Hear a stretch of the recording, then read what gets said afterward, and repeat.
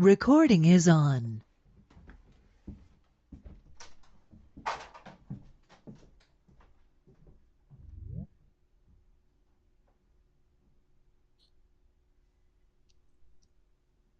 Hello?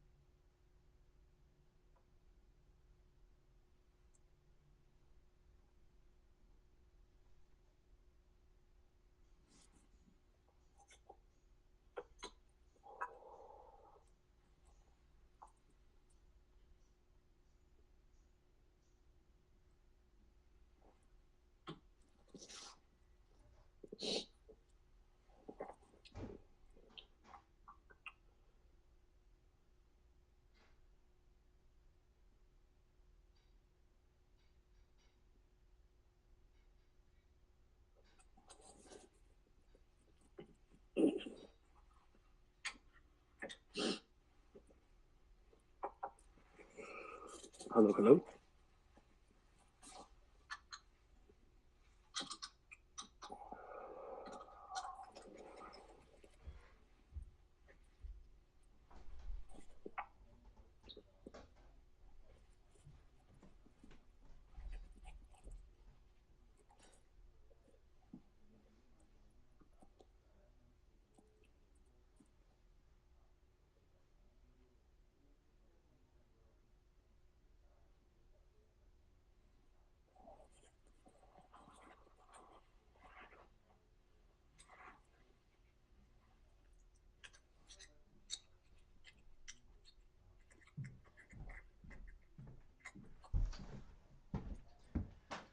Hello. Hello. Alright, let's see here. I need to turn on the camera, get a little light here. Start camera. As you need. There we go. Alright. Hello. Hey. You look like. Nice. Also, I do usually have some notes just because I'm always taking notes and the such. So let me pull up a document here. And it'll just help Sure. us keep things in track. But yeah, we can just jump into questions and intros, whatever you want to do. Yeah, well, I saw you organizing for Luigi early on, and I intentionally did not interact very much with a lot of the people who were organizing. It became quickly apparent to me that that was exactly what the establishment would want. Is a large group of people out there protesting for Luigi, or they claim him terrorists, they shooting him. Like it would be. I did not see any outcome in which it would be good, and this piggybacks on my experience in uh, the Bernie Sanders election, Oh, because I was part of a meme team that was doing memes. We shut down Facebook like 3 times in one day because our content was being shared beyond what the algorithm could control, and so they shut down Facebook so they could implement new algorithms to stop it. Our memes got on CNN, like it was a big thing. And one of the crazy. things that was part of this group, I have a lot of stories I could tell you, so I'm gonna try and keep the rabbit holes to a minimum as much as I can. But one of the guys on this meme team, he was like the biggest money influencer on it because a lot of these people are just sitting at home making memes. This guy somehow was said he was working with the Democratic National Convention. He was at all the Democratic speeches somehow, and he would had our memes. He had plans to go out and like put these memes out in the world. But he had also been arrested previously for an incident in I think Chicago, where, or maybe it was Boston, but somewhere they have these big like picnic table cars that drive around and people drink on them and they just drive them around. And he had decided to go attack this one place with water guns, and it was it turned out it was a bunch of cops, and everyone got arrested on it except him, which I thought was quite suspicious. Now he's working with the DNC. Everything he's telling us seems good, but he's pushing these people towards like a ferocity edge where he wants to take memes out into the public that are confusing and are going to get people to react in a violent way. And at that point, I had a big split with the group, and this ended up revolving into the downfall of the Bernie Sanders Dank Meme Stash, which is 450,000 people. But in the same way, I had foreseen that, like, hey, going out and doing this and making a big, this is what the government wants, because that gives them an excuse to enact martial law and all the crazy shit they want to do. So when the Luigi stuff started happening, I was very supportive of him on the meme side and sharing memes and creating meme groups, but I withheld from, and I live very close to where all this went down. I could have easily driven there, but I chose not to, because I felt like that would make it a target and it would be dangerous for people who go there. Not necessarily everyone, because it's all about intention. If people went there with the right intention, then it could be a positive thing. But the likelihood of people coming with a negative intention and coming with emotions and anger was too high. And so I saw what you were doing for a while, and I've been looking at your posts, and I saw that like no one's been showing up in person for this guy. Although there's a lot of online support, and people are making these GoFundMe's and things like that to generate money for him. I don't think any of that money is going to him. These are just scam groups that are siphoning money away from the cause.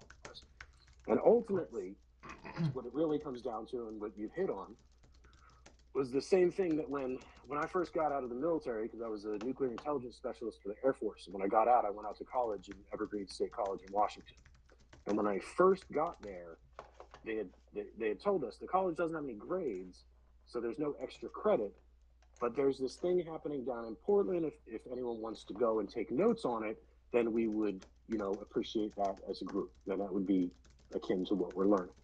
And so I mistakenly thought this was happening in Olympia, and I volunteered myself to go, and like two or three people from the class came up and said, oh, we can go and we can stay down at my aunt's. And I'm like, why do we got to stay at your aunt's? And like, it's in Portland. So I go down to Portland, and it turns out it's the E-Convergence Conference. It's this big Northwest conference that happens where everyone gets together and they try to like talk about their communal problems. And the one thing I saw at this conference, Noam Chomsky spoke there. I got to see him. One thing I saw at this conference was everyone wanted everyone to join their group. The Democratic people wanted you to join their group. The Republican people wanted to join their group. There was no unity among all of them. At the very end of it, they gave us all slips of paper and said, write down the one thing that you'd like to see. Just one word, one thing you'd like to see at next year's conference. We all wrote down our words, and they split us up into groups. And I was the only person at the whole conference who wrote down unity. Because that was the thing. All of these people could have helped each other in their causes if they just unified instead of sticking to their prescribed plan. And when it comes down to the earth and the inhabitants of it, we all have to recognize that we are in a world that was created, and we're consciousnesses in a world that we don't truly understand. But the one thing that we have as proof of the world is the fact that we exist in it. And we exist in the world. The universe is a living thing, and we're part of that living thing. And if we are part of that living thing, then killing each other is like my right hand punching my left hand for making a mistake. It doesn't make any sense when you understand it's all one organism. That's why we need to unify. All this division, all this fighting, and all this fear is meant to keep us separate from the concept that we're all the same thing. And if we're all the same thing, killing each other, raping each other, charging each other money for land, none of it makes sense. And we're approaching the time of, what you want to call it, the Raymond Kurzweil called it the information event horizon, and the Mayans called it the age of Quetzalcoatl, and people call it the age of Aquarius, and the Masons call it the golden egg of the Aeon of Mott. And it's the time of ascension. It's the time of Jesus coming back and all that stuff.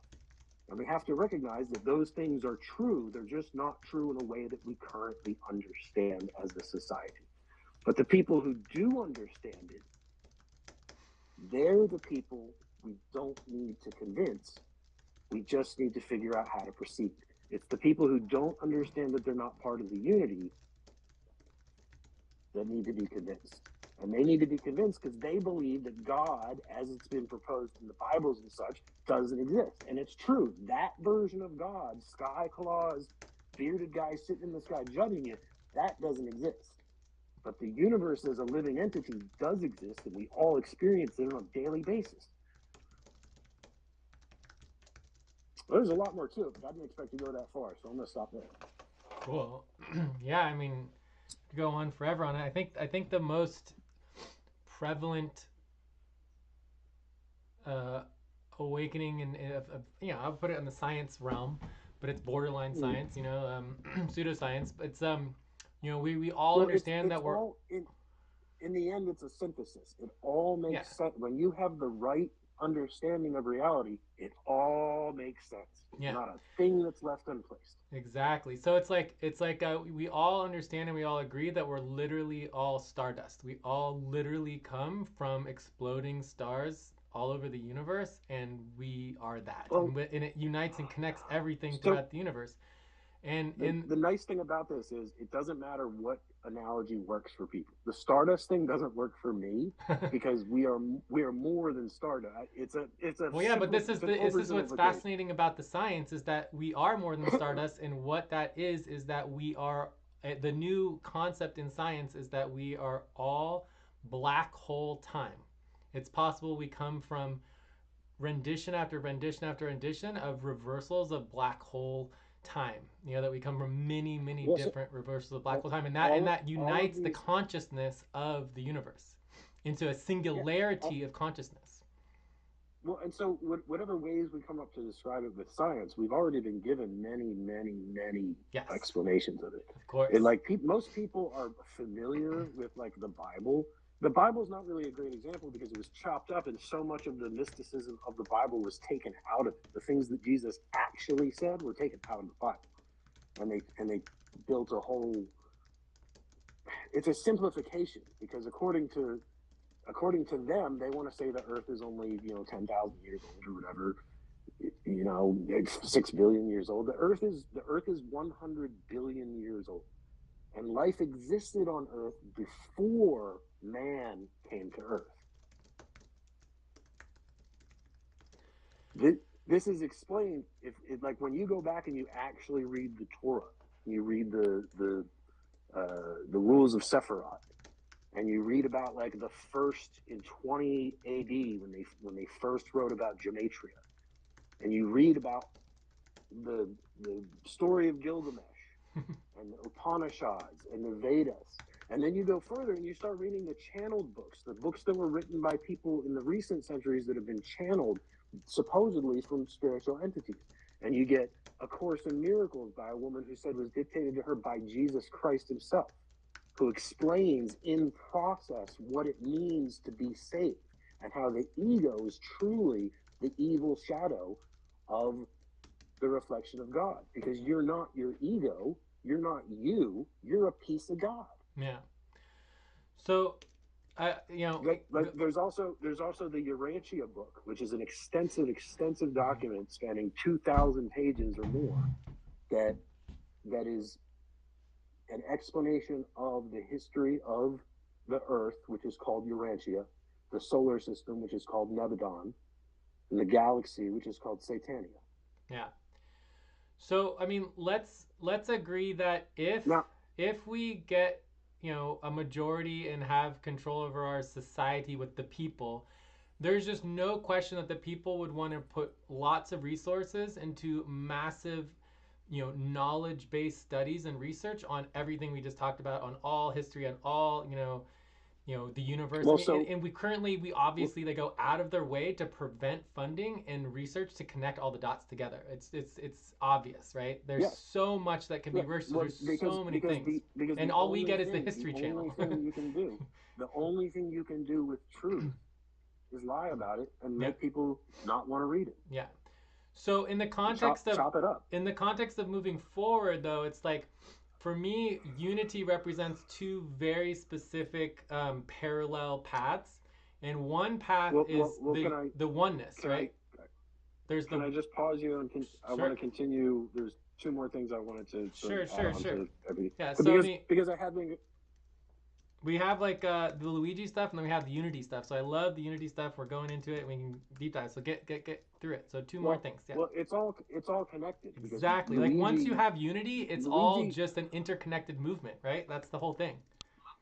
Luigi tapped into the fifth dimension. He accessed his higher conscience. He accessed his higher self that exists beyond the material self, and that is why he did what he did. He knows he can't be touched.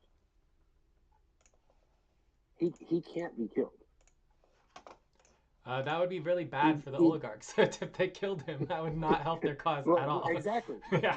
They won't do it. But even if they tried to, the universe would intervene in some way, and it would not happen because that's what happens when you do that. When you connect with the unity and you realize that you're part of something greater, the material world becomes less relevant. I've changed things. People don't realize it because now they're in the timelines I've created for them. But we've avoided nuclear war. We've avoided a lot of things that have happened in other timelines. And like I've said a lot of esoteric and mystical stuff because, as I said, when you go back into the history, the explanation of things has already been given many, many times over. It's just that we didn't understand it until now. And the reason we understand it now is because they've invented the quantum computers. They turned on the quantum computers. And it's creating quantum coherence among the worlds. The science, it's all a synthesis. The science and the religion all make sense together when we understand it from the point of view that we're looking at, which is super rational. It's beyond, it's quantum. It's beyond our ability to, we can reach at the quantum level and come up with these ideas of black holes and other people and things like that. But all of these are just models for how the universe works. And the universe works in a super rational way, but we don't realize it because we are confined within space-time. And because we believe that, we can't connect outside of it. It also has to do with, in the book of Urantia, it explains that the reason for the fall from heaven, the whole Satan thing, was something called the Lucifer Rebellion, in which the system sovereign of the galaxy basically decided in a coup that he didn't need God to exist. He believed in his reality so much that he tried to reject the unity. And the rejection of unity is the only true sin. Any rejection of unity cannot be allowed to continue once this consciousness moves into the next realm. And that's why we're in the roles that we are. Our role is to help people understand that they're in the unity so that they don't become rejected. Because when we move to the next phase, anything that's rejected ceases to exist forever. And I believe, and I have the support of the beings on my side, that we can achieve 100% unity. But I've needed people like you for years, but I wasn't in the place. If I had met you years ago, this wouldn't have worked because I would have been an asshole. Yeah, well, we're all evolving. That's always the case. Yeah, it's been a very long process. And like 8 years ago, I bought antitrump.com. I put up a video that was trying to unify the people who were just against the idea of this guy getting to power. And 8,000 people saw it. It didn't go anywhere. I thought it would go viral. And now it's become relevant again.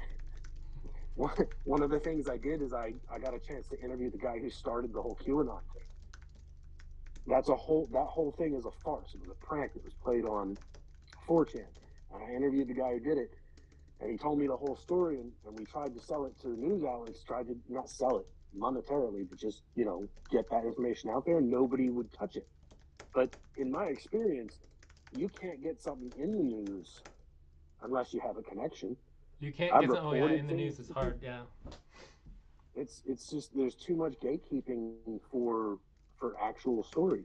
So I ended up publishing it in a basically a tabloid, an 8-page tabloid paper we made called The Trumpette on antitrump.com, and it's still up there. I've been posting it around to people now. The first page is like Donald Trump, that picture with the horns, and it says "Dawn of the Damned." And then there's a thing on it that says there's a little advert for a Lisa Frank thing that my friend made, and then there's a thing for the QAnon Q&A, and the whole thing is satire except the QAnon thing. But at that point, we didn't think people were going to take it seriously anyway, so we were hoping that the people who shat on Trump would at least get the story. But then no one saw it. I was suppressed on every media platform for the last fucking 8 years. It's only now that I'm able to talk about this shit on Facebook and stuff because Zuckerberg has lifted up the ban. And people are all like upset about the ban. I'm like, no, now we can actually talk about this shit for real. Yeah, I've had many a thing banned on Facebook, just simple ads and simple communication. It just, you're involved in politics, banned. Yeah. As soon as I made the mistake of trying to tell them I was political, but the whole thing is, I had antitrump.com registered under a church that I created called the West Burner Baptist Church, which was a camp for Burning Man that I made, and so it has protections from the IPCC or whatever, the domain name people, as a church. So and churches were allowed political speech, so I thought I'd get away with it like that. I mean, it's a rock solid loophole, but Facebook still does what it does. But anyway, it's all about synthesis, and in the end, we can describe it in any terms that people need, because some people need the scientific, they need the rational, and those people are going to be the last to convince. But the science itself is going to get there when they start publishing the data that they're getting on these quantum simulations that they're running. That's going to help a lot of the scientific people get there. Like, we're not in this on our own. The whole universe is pulling for this. And from every indication that I've been given, we've already won. It's just a question of how long this takes. Yeah, I mean, it's inevitable that, like, when you look at the numbers, the majority of the people and the energy and the momentum and just the direction, the alternative of just basically, global biosphere collapse, it's just life over profits is a winning cause on every level. And like what you're saying about the science, I think it's true, but at this time, when we are an Einsteinian relativity society, our society as a whole has bought into the scientific realm, whether it's proven or not. And so that is going to be a key thing to building that majority and building the crossover to the bigger societal evolution. Where did you cover both of your two things that you wanted to cover before I jump in? And those were the two things. Yeah. Cool. So, and I don't mind if you, by the way, I don't mind if you stop me midway for me, healthy conversation is like asking questions, because otherwise it compounds into these really long dialogues. Yeah, it's all good. I'm pretty good at like keeping track of a lot of things, so, and it's good to get it all out. You have notes too, which is great, because I've got a brain that can track all this stuff. Yeah. A lot of people can't follow along. Yes, exactly. So, as far as just covering, I mean, for me, I think, unity, once you have unity, it's like every movement, it's just all these branches and interconnections and understanding how things evolve. And like, I could go through all of the past movements and all of that. But as far as just moving things forward and understanding my context of unity, there's the two main branches, and then there's the bigger picture, like, and the evolution of democracy, really, because for me, I'm all about democracy and evolving it. So in the context of unity, you have two branches. One is the oneness branch, which is a lot of what you just referred to, the understanding that we are all one, we are all connected. We have like a conscious connection. If it exists, it will always exist, right? It's like, matter always exists. If it exists now, it will always exist. So you have that connection. Well, okay, so that's not necessarily true. Minus your little statement of like the eradication of blah blah blah blah blah. So there were if you're not connected to the unity, there could be some other issues. But I acknowledge that for sure. But in the point that I'm trying to make is just like the idea of oneness as one branch of unity, right? Mm-hmm. So in the context of The other branch, for me, the other branch is just social, and it's the concept of this, the social concept of a unity pact, and it's a governmental, and it's very simple. You need 50% to get majority power. And no one movement and no one group has majority in our society. And you have history showing time and time again in many, many different countries building these unity coalitions and these unity pacts to get enough majority power to basically get power in the country and institute, for example, parliamentary systems and other things. And so that I call like the social branch, and basically just it's just a calculation. If you have movements that all have 10%, like each movement, you can name up all these movements. I would say Luigi, being one of the biggest right now, maybe has 20%, which is twice as big as most movements. And so if you put all the movements together, you need 5 to 10 movements to hit the mark of power, of majority power, to actually implement the changes that you want. I agree with this. I agree with this concept democratically, societally, but like there's a couple of points, and one is 50% being the mark. I don't think it needs to be that low. 50% divides people.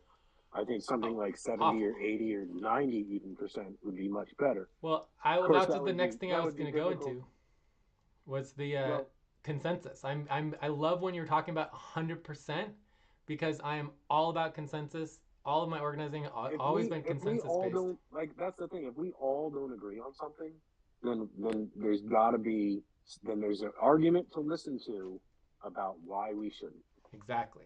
And once we listen to all those arguments, either in the end people accept the reasoning and the logic of the argument, or we accept just collectively that there is a risk, and we all decide to either indemnify that risk by putting money ahead of time for disaster or something.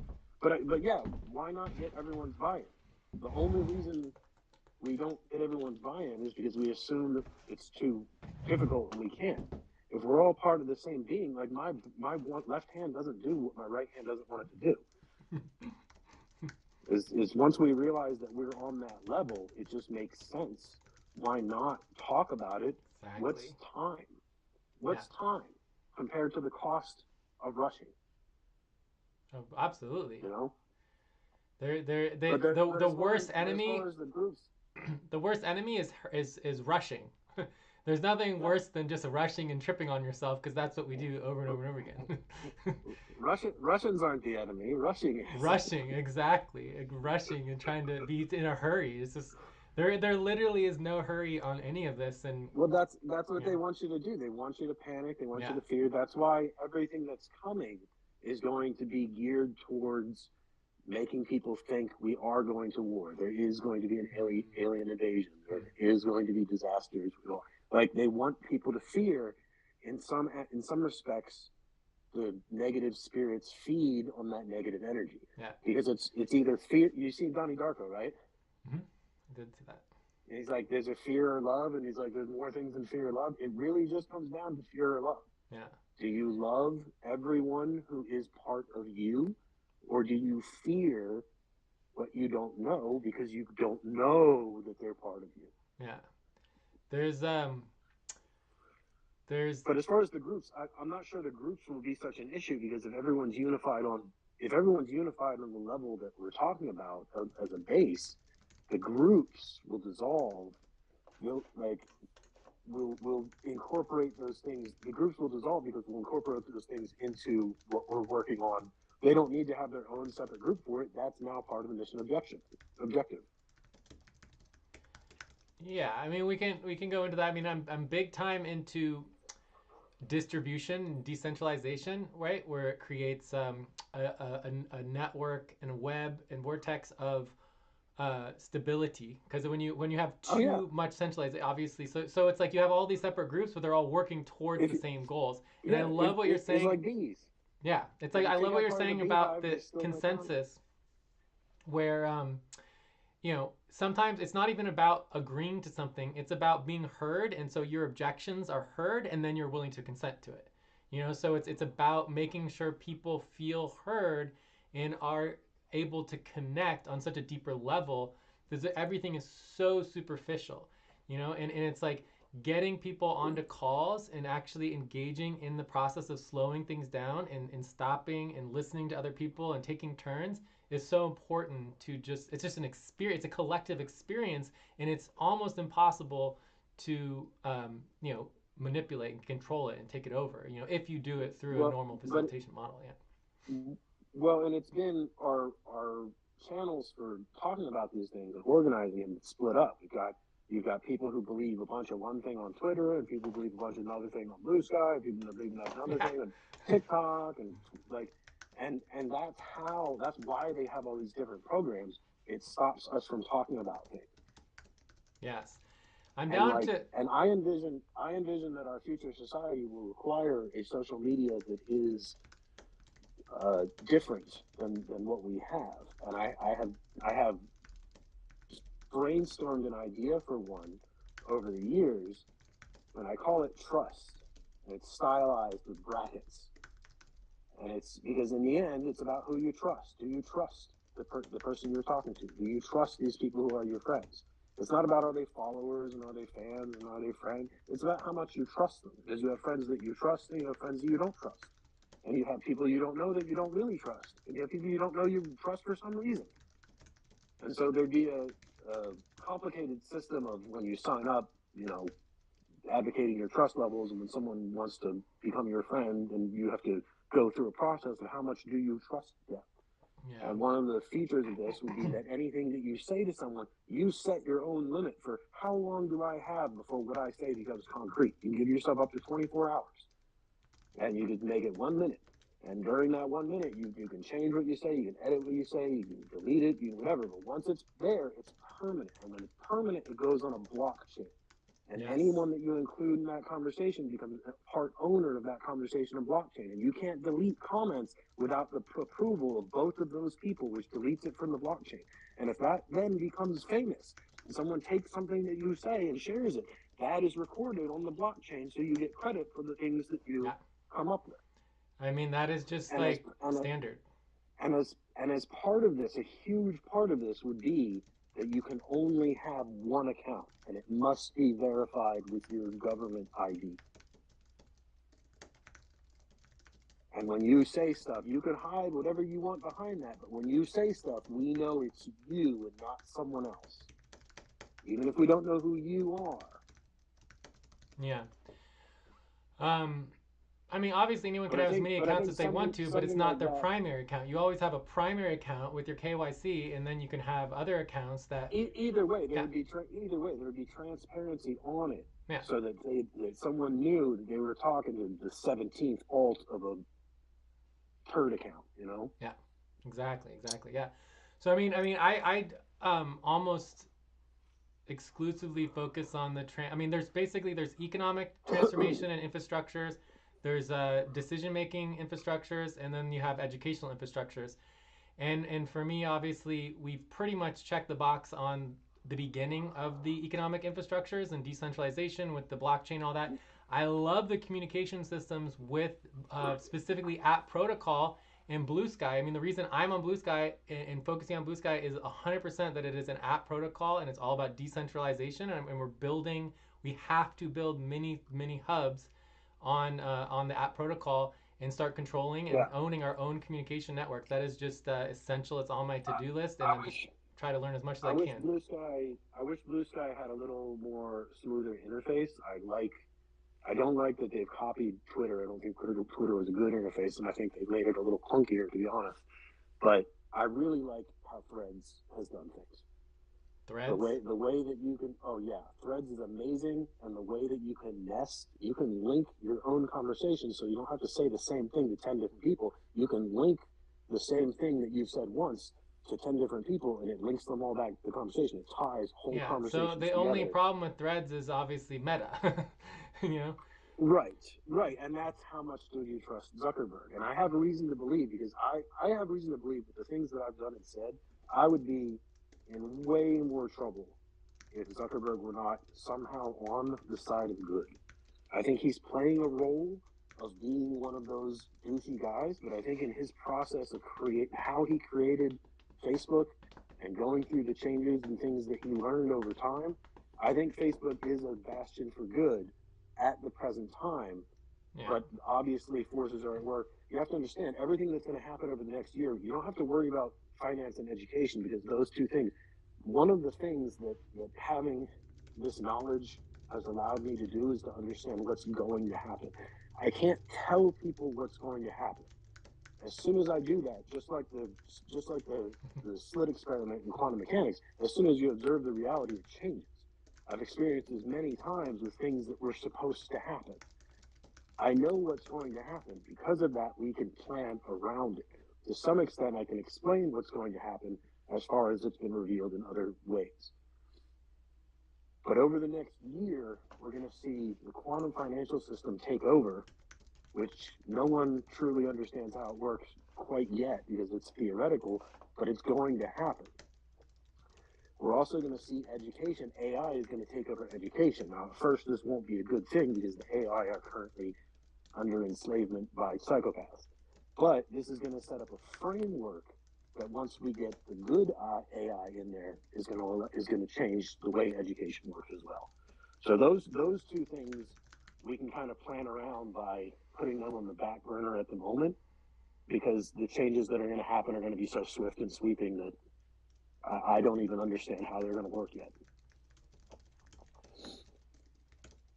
But yeah, so that would leave us with first I want to say, before I go into decision making, I want to say that, everything is so much more complicated than just the black and white that everyone wants to just gravitate towards. Oh, yeah. Even at the highest levels of the billionaire class, there's a whole intermingled societal, class war in essence. I mean, there's just as many people trying to do good as there are trying to do bad, and it's just the entire society. And in the end, it all really comes down to a reflection of ourselves.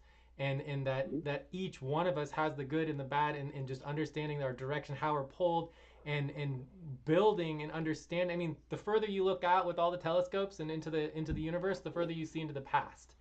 And then you go to the present, and then you look inside, and you see start seeing the future, right? So inside of us is the emanation of the future. And some of the science I'm working on is that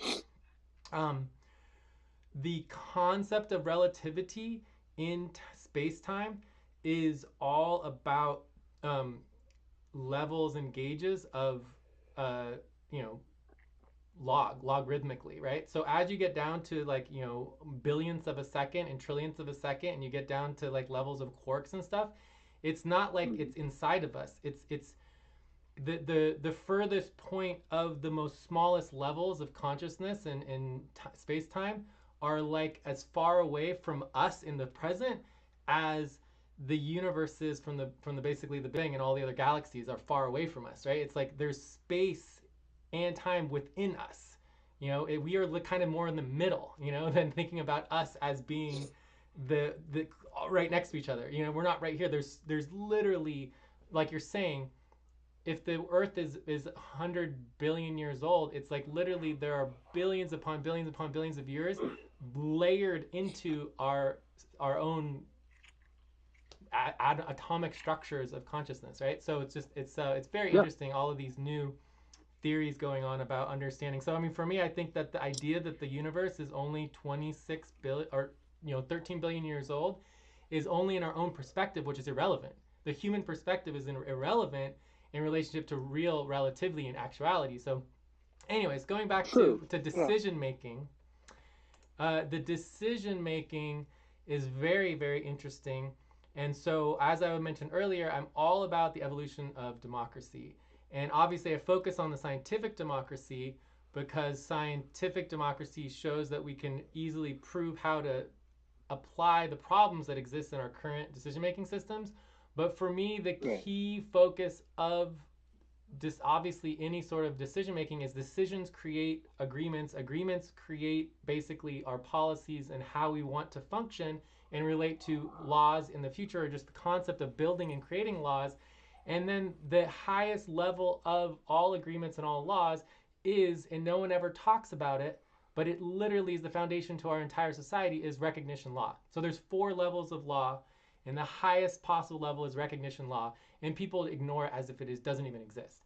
And so if we simply ignored all of the billionaire class and we just ignore all of the archaic systems of governance that don't serve us anymore, and we simply focus on building a new infrastructure that does serve us, if people recognize that new structure as, in us, for example, trustworthy, as functional, as whatever, nothing else matters. It becomes the law, because the recognition law, it has more power than any other form of law that ever existed, and it is the foundation to every single law that's ever been created. So building and understanding what we want out of our decision making is the most important thing. And just for me, that starts with just 2 people coming to consensus, 3 people coming, 2/3 vote, right? 4 or 5 people, and then you just keep growing and growing and growing. The whole idea that you need to get everybody all at once, or that you have to change Congress, I mean, it's just it's never going to happen in the way that people think it's going to happen. And then you look at the minority politics. The Democrats, in many ways, are in some ways worse, because they hide it all. The Republicans, at least, are totally open about it and just like, this is our crap and blah blah blah blah blah. The Democrats try to put on an image that everything is hunky dory, and they are a minority, rule. The Democrats want minority rule. Yeah. The whole thing is an illusion. Right? It's all the labels that they've created to divide us, exactly, so that we don't agree on this or that or the other thing. Yeah. When you sit down and actually talk to someone who is called a maggot or a libtard or anything, when you sit down and talk to them about their true beliefs and how they see the world, you find that there's a lot of similarity and agreement on a lot of things once you get past the bullshit. Of course, yes. So it's a matter of just like, and the system itself is broken.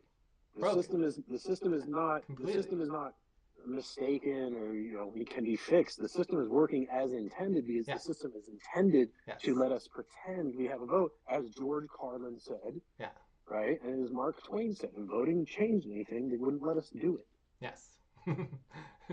They've installed their viruses, not presidents, but viruses, into the populists to control the people. And it's the Trilateral Commission and the Bilderbergs and all the people we knew were doing it in the 90s that somehow got swept under the rug yet again and have been ignored. Yeah. This is the New World Order that George W. Bush talked about. These characters, these people, are figures in religious texts. Like, when you go through the religious texts, people read them as like, oh, this Bible's true, or the Torah's true, or the Quran's true. All the Christian religions, the Judeo-Christian religions, they all come from the same story, and they're told it's like acts of a play. And if you know how it works, you'll see that the Jewish stuff was the beginning, and the Quran was the middle, and Christianity is the end. And right where the end of Quran is, the Quran talks about the last prince who's going to sit on the throne. That's Barack Obama.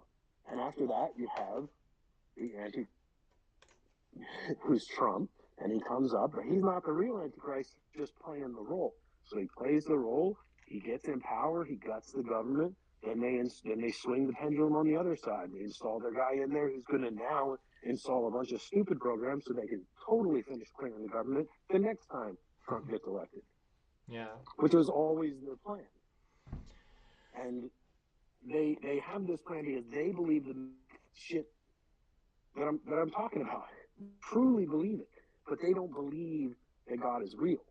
They think God is what the caricature, the invention of it. And so they rely on their egos, and they worry about their life in their mortal realm, and they hoard their little goodies. When I was buying a pack of cigarettes today, the person's like, oh, just one pack? I said, why would I buy 2? I might die smoking the first pack, then I would have wasted $10. You can't take it with you. No, you can't. You can't take it with you, not even a pack of cigarettes. So, it stands to reason that these people in their ego are so afraid of dying that they're hoarding everything in life because they think that's all there is, because they don't realize they're part of the bigger unity. And when you die, your mortal body goes away and your soul keeps going on in the eternal journey. Unless you've done the one thing you weren't supposed to do, which was get so lost in this dream world that you think it's realer than real. Yes, well, I would say that actually dreaming is closer to actuality than being awake in many ways. When we dream, our consciousness goes back to the fifth dimension. Yeah. As strong as that connection is for each individual. Yeah. Some people dream really heavily and they go on fucking living different lives and they come back and they remember a fraction of it. Yeah. Other people go to sleep and they don't dream. Yeah. For sure. So in terms of just like some of these evolutionary concepts of, obviously the number one goal is 50% majority. And there's a couple really cool things that we can do to build these 50% majorities. The key is score voting and just evolve voting, approve voting, score voting, prioritization, right? Because without that, it's very, very difficult to actually get agreement on anything. You're just basically all running all over the place in big circles. Well, this is one of the functions of that app I was talking about. Is because you're registered as your individual self, it would be the main function of the app would be allow people to vote from their phones on anything and everything whenever. That's stupid. Yeah. But we can already do that. Transfer money. Yeah, we can already do that. It's just a matter of when it all integrates. So we can already do online voting, and also decentralized democracy is essential. So with the model of decentralized democracy that I'm all about, it doesn't matter how you vote. What matters is, or what the model is, what matters is comparing them all together and getting congruency between models of voting. So it's all about congruency, and congruency is what actually creates the most resilient model and the most, having an infrastructure that is just not breakable, right? Because it's the resiliency is this key, and then you don't have to argue about, oh, voting has to happen this way or voting has to happen. It's like vote however you want to, and then we just compare all of them together and then see which ones we trust the most. It all comes back to your idea of trust. It all comes back to integrity. What do we gravitate to? Where is the energy and the interest? So from there, the other key component of majority rule is demographic democracy. Demographic democracy for me is one of the most just best examples of the evolution of democracy, because you can immediately get majority rule without having a majority vote, because you can represent through demographic democracy to ensure that whatever decisions being made with whatever number of people that you have will represent the needs of the majority, and that's actually really easy to do. In terms of the structural components, I'm using the term tondos. I don't know if you saw it yet, but the tondo is basically a type of organization, and for me it relates to unity, but the idea of being transparent, open, neutral, democratic organizations, right? So we want to create for me, the thing that just drives me insane, absolutely insane, is that I just want to engage with civic engagement and get involved in civics, right? And there's nowhere to go. I've been literally looking for years and years and years, if not decades. There is no just neutral, normal civic organization that you can go to. It's like you try to get involved with the Democratic Party, and it's literally like you are just discriminated against and treated like dog doo-doo if you want to have anything to do. All they care about is they care about manipulating you to get your vote, and then they care about, do what you're told, sit down, shut up, do what you're told, period. That is my entire experience. An organization that's just pushing a dogma that it doesn't understand even why it is at this point. I mean, we can call it the powers that be. We can call it George Soros. It's basically the people with the money who control the narratives. Exactly. And they've made it, because we live in a world where profit is held, over cost benefit analysis, and all these other things are more important than the things that are truly important. We've established a society where if it's not profitable to teach someone civics in a way that doesn't impact your bottom line by adding to the Democratic Party's coffer of super PACs that they're donating to, then we can't afford to teach them. And that's a model in itself that is just unsustainable, because it's oligarchical in nature. So we have to, and one of the big things we're talking about here, which I really appreciate, is the whole thing. Luigi went out and shot that guy to wake us up, not so that we go out and shoot everyone too. People talk about shooting the billionaires, and although we all kind of hum-ho with that sentiment, I don't think that's the solution. These people can be changed too, and if they can be taken to the side of good, they have a lot of money and influence and power. Yes, exactly. Woke up a lot of people. Oh, I think I lost you a little bit. It's cutting out. A peaceful revolution. Yes. What's that? It cut out a little bit, but I got peaceful revolution. And, it needs to be a peaceful revolution. Yeah. It can't be tear the place down and kill everyone. It needs to be not even attack them. We can't play their game because their game is broken. We have to just create a better system and have people adopt it voluntarily. And once it's adopted, it is the law. It becomes the law. Yeah. So I think we're on the same page with this idea of the, No, I knew we were when we started talking. Like, I'm sorry I came up to you so kind of brusquely. There's so many people I deal with online. I get weary, and sometimes I'm a little curt with people. But I saw through our continued interactions, once we started talking about unity, I'm like, oh, wait, this guy's on the same page. I shouldn't be treating him this way. Totally. I'm just all about unity. That's why I thought it was important that we talk, because I'm capable of a lot of things, but I can't do it all on my own. It's not intended for me to do it on my own. I've never been good at building network because I'm enthusiastic. I'm the idea fountain. Things just pour out of me. But someone like you who takes notes and organizes things, and that's super valuable to the entire organization. One of the things that, as you were talking, you seem to like structure the systems of things. So the Urantia book was channeled by this guy channeled it in his sleep, and his wife was like, what are you saying in your sleep? Eventually they got together with some scientists and they started recording these things, and it turned into the Urantia book was just an explanation of our entire existence. And it's a very interesting book. It's a very long book, but there's specific sections in it where it talks about the organization of the local universes, and in one specific section where it talks about how another planet is organized. And that may be of specific interest to you, because it tells about how their society is structured and the different organizations, all the stuff you're talking about. It lays out how it is supposedly done on a more advanced planet than ours, given the future that we're about to experience. So this is called can you spell it? Urantia book? What is it called again? Can you spell? Yeah, Urantia. My headphones on here. Urantia, Urantia, and it's just urantia.org, and you can read the whole book. All the sources that I use are publicly available. I think anyone who's selling their information is probably not telling the truth.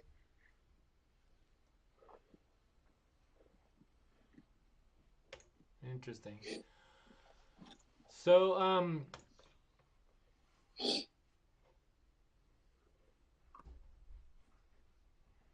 So the last thing on the democracy side was just we already covered the consensus-based democracy, which is pretty cool, and the democratics. But the only other one I wanted to mention is the none of the above.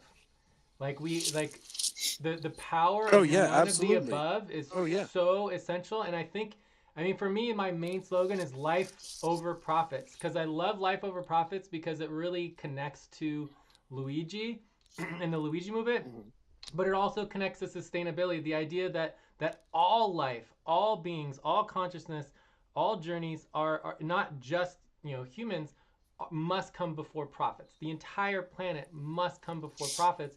And so life over profits, I think, is a great concept. Yeah, absolutely. If you're making profits and people are dying, that is ridiculous. Yeah, but as far as action, the none of the above is an action that everybody can take. If everybody just refuses and says no, no, I agree with you. We should have had even a vote of no confidence. Yes. When France did that, I'm like, why don't we have fucking that? Yeah. Everyone would have voted. New framework that we're making. And if we can build a framework where everybody is able to express obviously the majority is upset and are like none of the above. But no, you're forced to vote for Trump or Biden or Kamala or Democrat or Republican. If having an option to go back to the drawing board and try again is necessary. So the key problem with the none of the above action, because I think this is a great direction to go, especially for the governance side, is what happens, right? And that's something that I haven't quite figured out. I have ideas, but we need to have a clear concept of, maybe reading out this book, I can find a little bit more in what happens on other planetary systems. But the concept of if you do none of the above and you don't have a representative, the only example that I have, I think it was either Denmark or I don't think it's Switzerland. It was either Denmark or Poland or something like that. They had no government for over 2.5 years. No one could agree on electing, and the parliament couldn't agree on majority, and so they had no basically prime minister for over 2.5 years.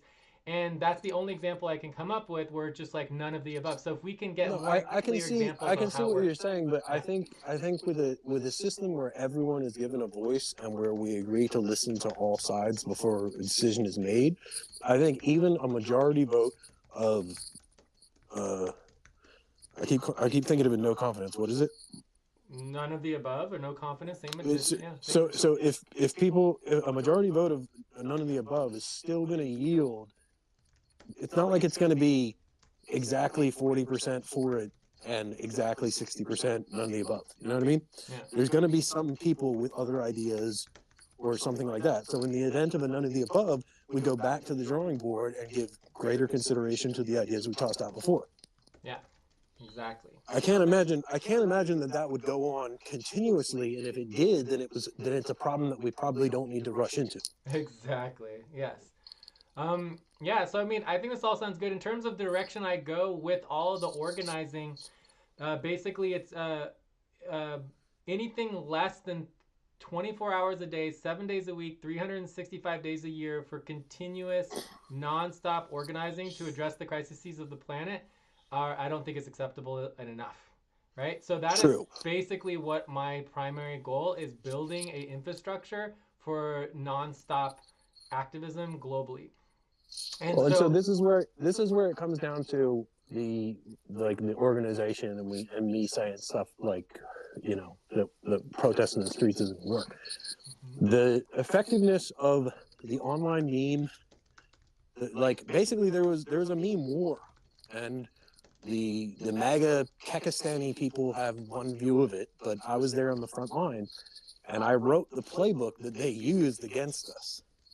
I wrote a 25-page document on how we were creating memes for our team that got leaked out to the other side. And this is my game. I created it. I know it better than anyone else. The way that we can win this war, they're doing, right? We have to look at the fake accounts they're creating and the stories about Luigi that are partially true but not true, that are skewing the narrative. And we have to fight against that with memes, because that's the best tool that we have. And we have to do it on every platform. TikTok being banned, they want TikTok banned because there's certain things you can talk about on TikTok that you can't talk about on other platforms. They want it banned because once it's banned, all we'll have is our little echo buck chambers for each other. And the narratives will be built on either side, and we'll be left to fight it out with no ability to see the true narrative, because we won't be able to see what's going on in other countries. That shit's being filtered out of, you can see it on Instagram and TikTok. But other than that, every other platform filters it out. And you can only do it on Instagram and TikTok because they're connected by the reels. Yeah. Yeah, I mean, there's no question that TikTok is the centrifuge of the Luigi movement and activities going on there. It's also impossible to run a 24/7 in-person movement. The manpower is too great. And it's all online. Plus it creates a huge vulnerability with people that can be targeted and tracked. Yeah. It has to be online, but the memes that come out online need to be of a nature that exposes the truth in a mirthful way. Because people's brains are happy. When you're unhappy, when you've been told you're wrong, cortisol floods your brain, and you can't, your neurons can't make new pathways. You can't learn when you're angry. Yeah. And so the memes have to get through that by focusing on the things people like about him, that he's cute, that he's this. We put, fucking George Washington sayings and founding father sayings about how the tree of freedom must be watered with the blood of tyranny. And we put that over pictures of him looking pretty, and we put that out over all the and like the messages will get out because people will copy them and share them, and they don't care about attribution or credit, which is what allows them to control and limit the followings of the other influencers.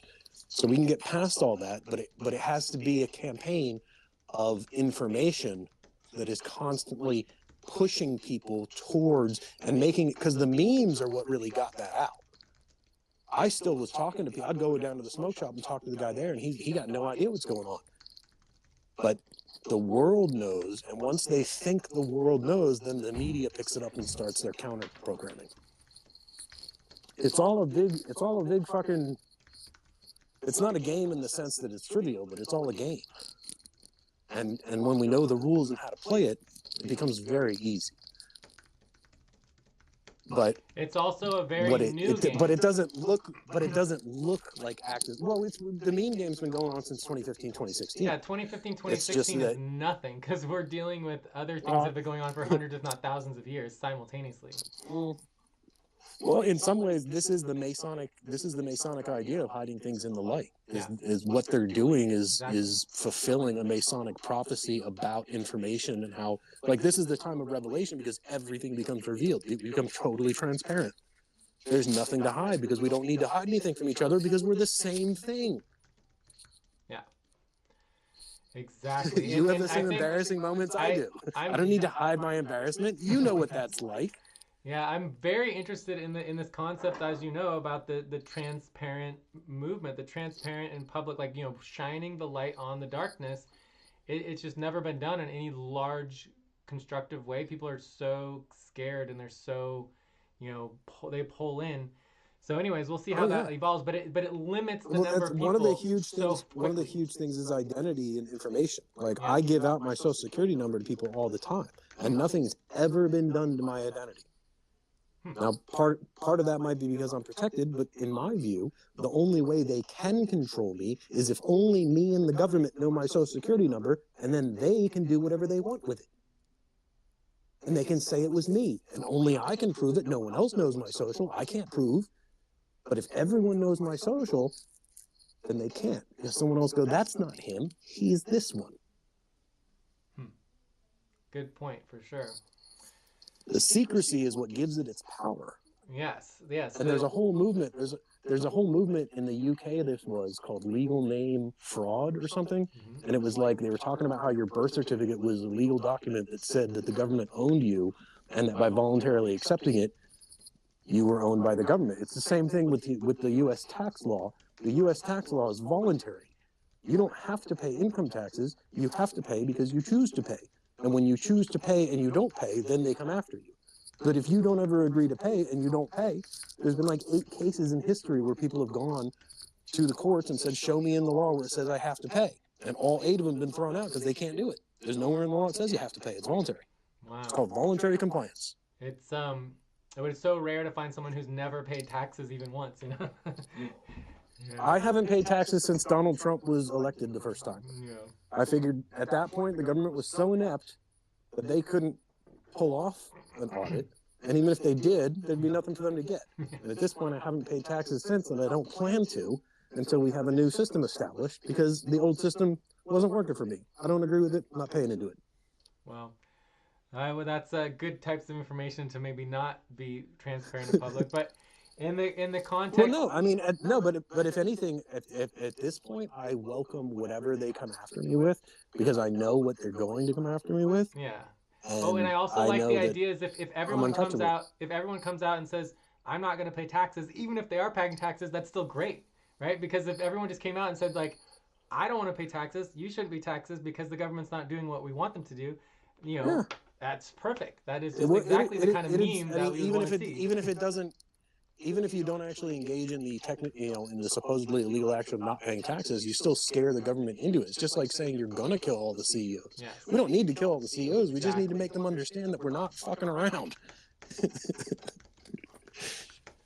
It's about the fact that we can do it, and that's the cool thing I like about the general strike and the the global strike is that once you get the 300 million people, you get the 11 million people. You actually don't even have to go on strike. It's just the threat of the strike is off. And I'm not even sure that we like the strike may be an unnecessary thing, because if they enact their plans to try and capture the world with fear, then we're not going to work anyway.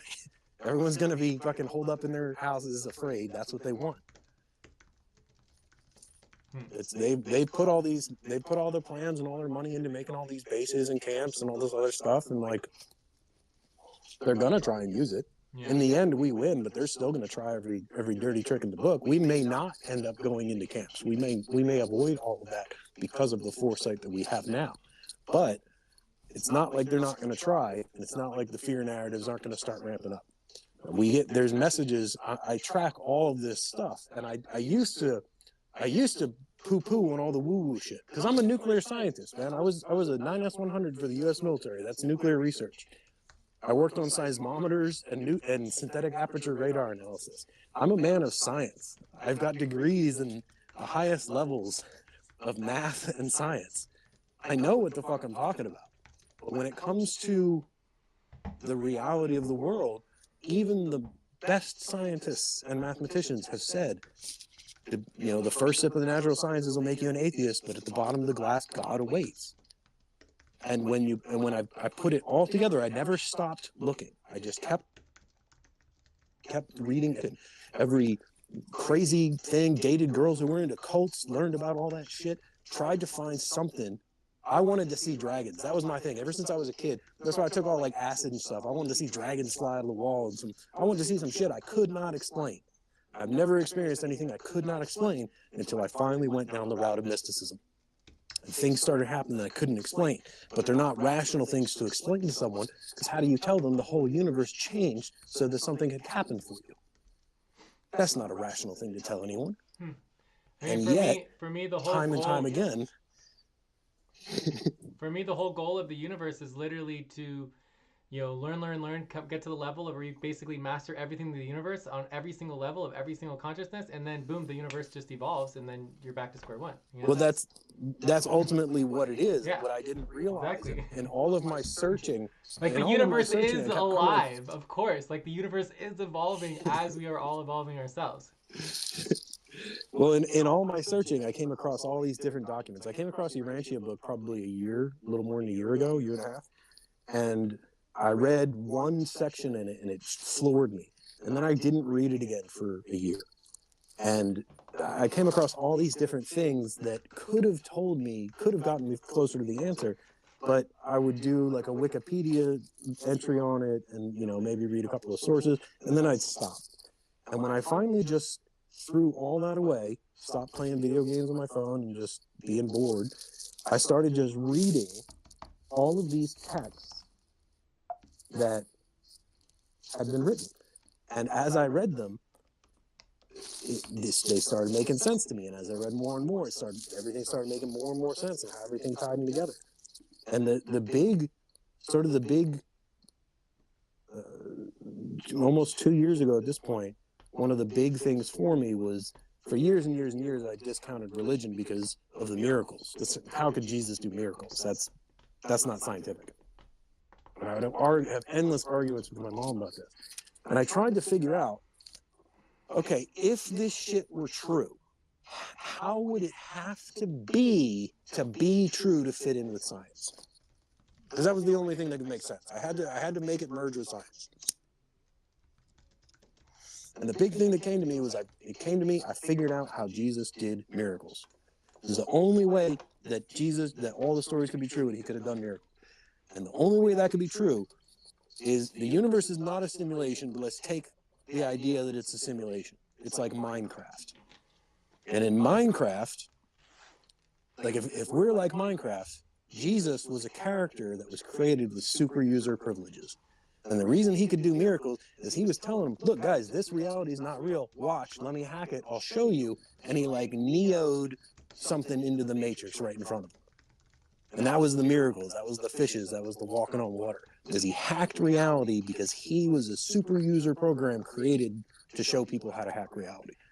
And when they killed him, the super user of the program said, all right, guys, that was not what you were supposed to do. Now I'm putting you on hard mode, and I'm going to remove the avatar from the game. And that's why Jesus' body disappeared. And once I figured that out, that, okay, let's say that were the case, and Jesus was a super user created. Okay, that would establish all kinds of things about the next level up that we have to sort of accept, which is that we're all non-player characters. If we're all non-player characters created by the same thing, we are also that thing. And in that case, the reason that we're able to be misled is because the super user is controlling all of us, but because there's so many of us, the connection's so thin, other entities can get in and take over. And one of those entities is the consciousness of the thing in the three-dimensional reality itself, our ego, which tells us that we're alive and this is all there is, and when we die, there's nothing, which makes us fear death.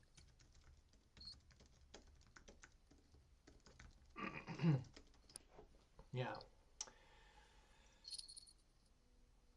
And sorry if I ever get too, on this side of things, like it all does have to come down to rationality and science, because you can't just ask people to believe. Too many people have asked people to trust and believe in shit that's hokey.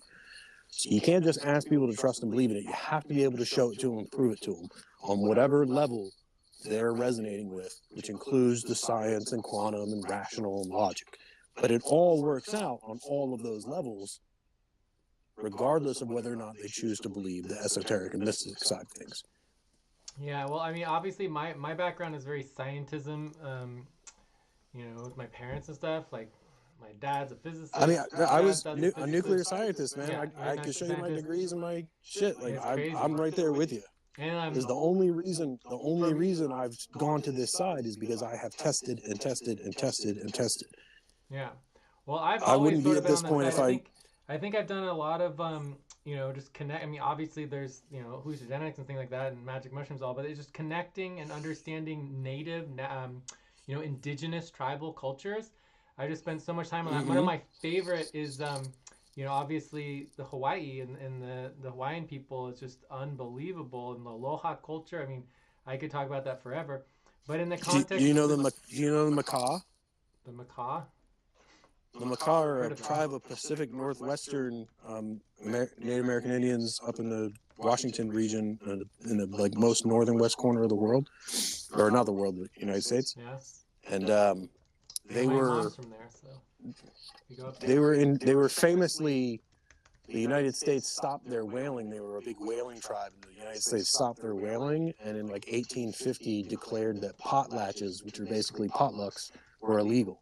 So they stopped them from partying and took away their tribal thing. And then some Native American kid blew up a whale in 2017 or something, and it became a big news story. But we learned a lot about him because I went to college there. I mean, but that's, the Native American tribes are, Egypt was connected to America. There were pyramids in America. The Native American tribes were part of that ancient culture, and our elimination of them in the United States has been to our huge detriment, because we would have approached the spiritual side of things much sooner had we still had good leaders. Yeah.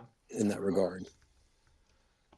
In the context, I think for me, what really kicked the understanding of science and native culture and mysticism was connecting the concept of plasma. Like, I went to school in the 90s, and they never ever taught about plasma. And so when I learned about plasma and realized that you had solid, gas, liquid, and plasma as like the primary four states of matter, it perfectly synchronized with earth, air, water, and fire.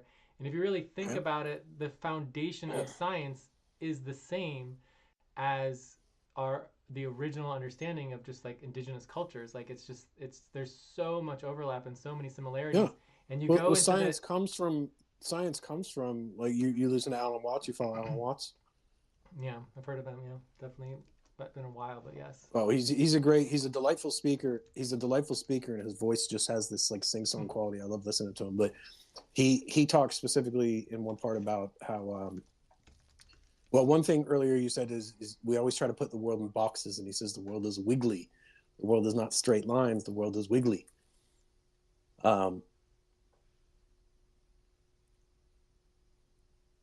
Shit, something else he said reminded me. But yeah, for continue. Sure. I wanted to check in a little bit on some of the organizing concepts, since it might be helpful to kind of have an idea of how we operate. So I think, Discord has been, I used to hate Discord, but then I started making Discord servers, and I realized the reason I hate Discord servers, people don't make Discord servers. So I like connected with the developer community and got a bunch of accolades on the first server that I had built.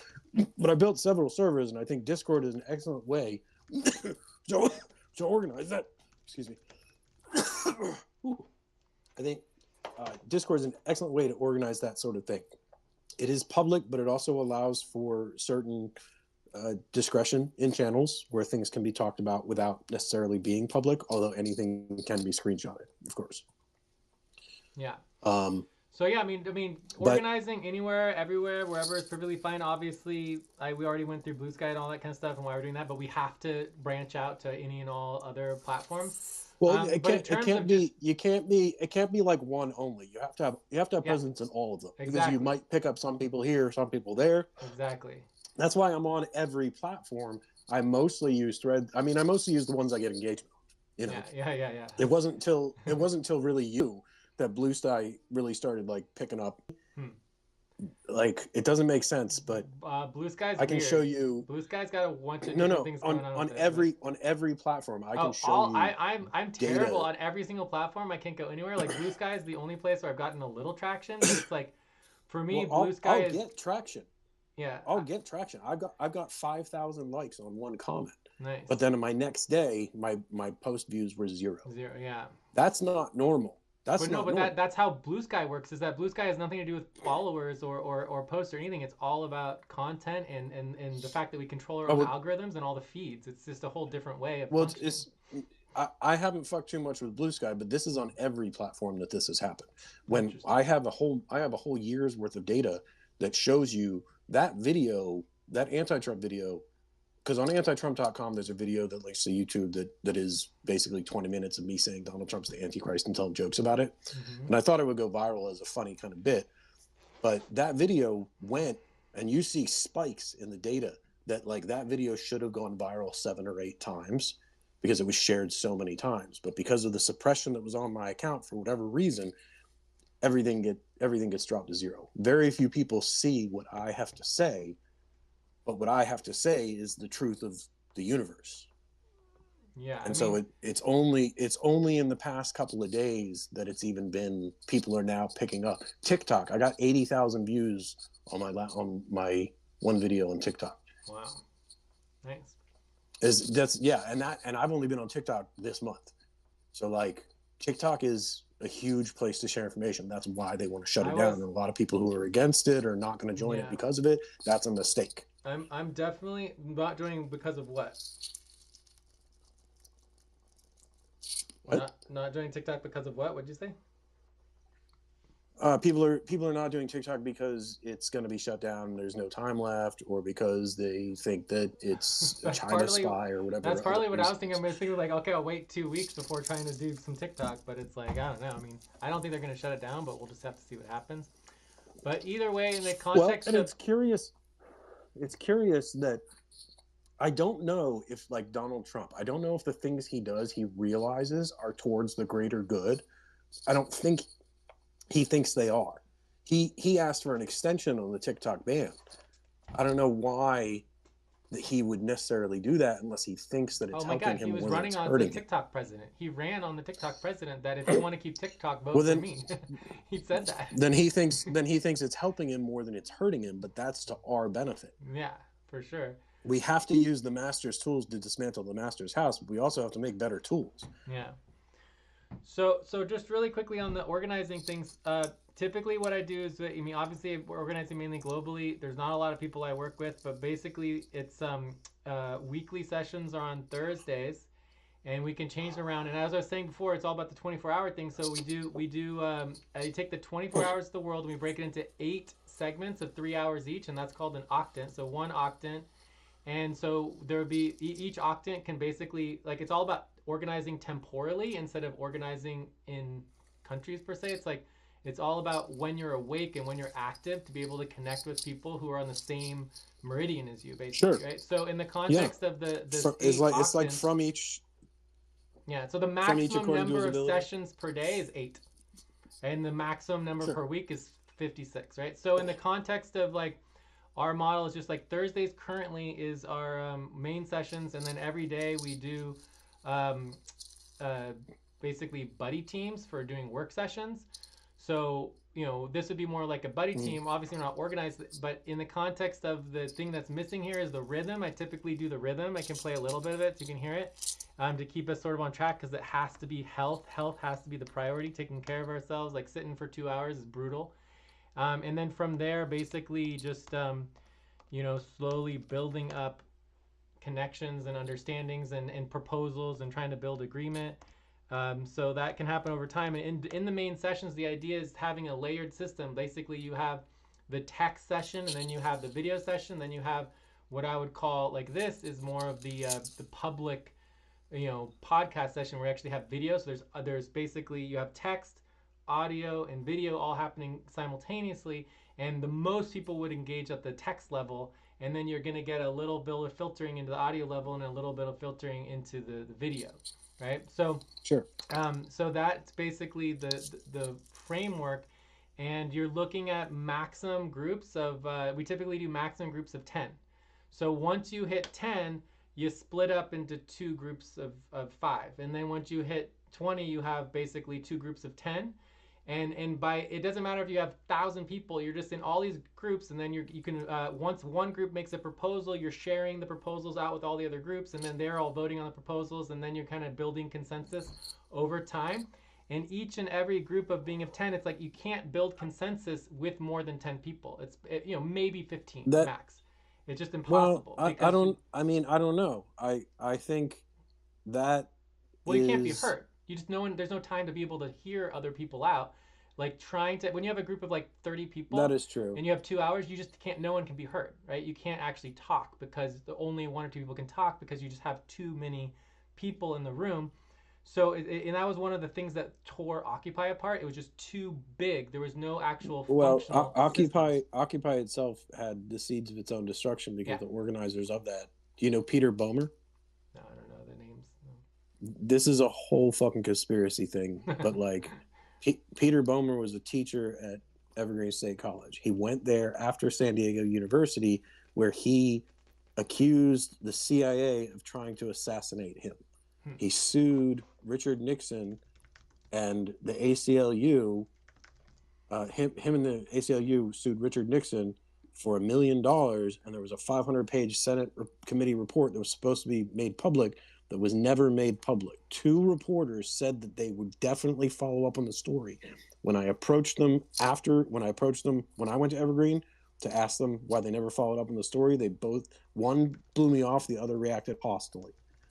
Peter Boehmer was instrumental in both the Occupy movement and the Portland port shutdown that they did, and he was the main man responsible for the death of Rachel Corrie, who was a Evergreen student who went to Palestine and Gaza Strip back in the 90s and stood in front of a bulldozer to stop them from killing settlements, and they ran her over. And this is a huge thing that like no one knows about, but like when the whole Israel-Gaza war thing popped off and they talk about October 10th, dude, they ran over Rachel Corrie 30 years ago. What the fuck are you talking about? This is not the beginning of it, and American citizens, not even soldiers, civilians have died at the hands of the IDF. Like, but the whole narrative has been swept under the rug. But Peter Boehmer, specifically, on her memorial page, he put it on the internet that she used to come over and like and you go to his rate me professor and everyone's like, this dude's a fucking brainwasher about Marxist theory and shit. It's maybe not Marxist theory. I don't want to throw Marx under the bus necessarily, but yeah, it's a whole thing. And he was involved in the riots, the Dead Prez riots at Evergreen State College. He like is on video. It's crazy that all this shit's on video, but he's on video talking about how he basically like got the students into a fury at the concert. He's always been a part of these things, and that's why they blow up, is because it's the people in there pushing the fear and pushing the hateful narrative and pushing the violence. But Occupy itself, his involvement with it leads me to believe that entire thing was poisoned from the inside. All of those movements have, which is why what we're doing right now is so important. because what you're creating is transparent. No one can come in and fuck it up and say it's something else if you lay it out and everything's transparent. The transparency is fascinating. Like, I've been doing this for many, many years. And or they can say it, but you can always prove them wrong. Please oh, this is our rhythm. Write down whatever you were about to say. So every 30 minutes, for 6 minutes. It encourages a break. Yeah. And then every 15 minutes, you do a stretch, right? So just to, do a little Pomodoro. I've pushed the form of this body to its limits. I've stayed up for 30 days consecutively before. God, it's ridiculous. Yeah, people say you can't do it. They took it out of the Guinness Book of World Records. The longest anyone's ever done it in the U.S. is 11 days on record and 18 days in Australia. I didn't do it intentionally to break a record.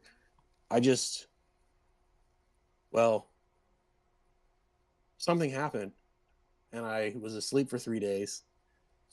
Drinking was involved. And when I woke up, I didn't sleep for 30 days. Wow. Well, we certainly don't want to encourage people not to sleep for 30 days, but in the context of... No, it's definitely, but as far as breaks and shit, as you need, I'll let you know if I need a break. Oh, dude, this is what I'm saying is that it's like every 24 minutes, it's like these 24-minute cycles, and then you have 12 minutes and 12 minutes, and then you take a 5-minute break at the bottom of the hour, 5-minute break at the top of the hour. And I'm telling you, that's so inefficient. but at the one level it can be inefficient, but at the other level, you can go for 10 hours straight with people who typically can't go longer than an hour, right? So yeah, it's it's definitely useful for the people who you have to work at the level of the person that you're at the lowest level of the person in the group. Is my anthropology teacher Sarah Williams at Evergreen said to me, I remember this. We were talking about a community in a specific situation in which we were asking for an exception, and she was like, when you're part of a community, you make an agreement to protect that community. To ask to be an exception to the community's rules creates a vulnerability for the entire community. So you have to break policies constantly. We're always breaking policies. We're probably one of the problems. But so in the context on one level, it's yeah, you go first. Well, you have to work at the capacity for the lowest person in the room. I've had situations where I've talked, and in the Pacific Northwest, people do this thing where they call it being polite, where they'll nod and they'll let you go on and on and on. And at the end of it, you'll ask them to recall something. Oh, I wasn't paying attention. I was just smiling and nodding to be polite. And I'm like, I wish you would have just told me to shut the fuck up. Yeah. So that I didn't waste the time imparting information to you that you could have just said, hey, my brain's full. And I've had conversations with people where they've used that later, but like when someone's brain's full, they need time to process. Yes, of course. In the context of the other side of it is that when you have your 24 minutes and it makes you forced to be very efficient on your time. So on that side, it's actually quite efficient. There is that. And trying to be boom, boom, boom, boom, boom, get organized and get to work.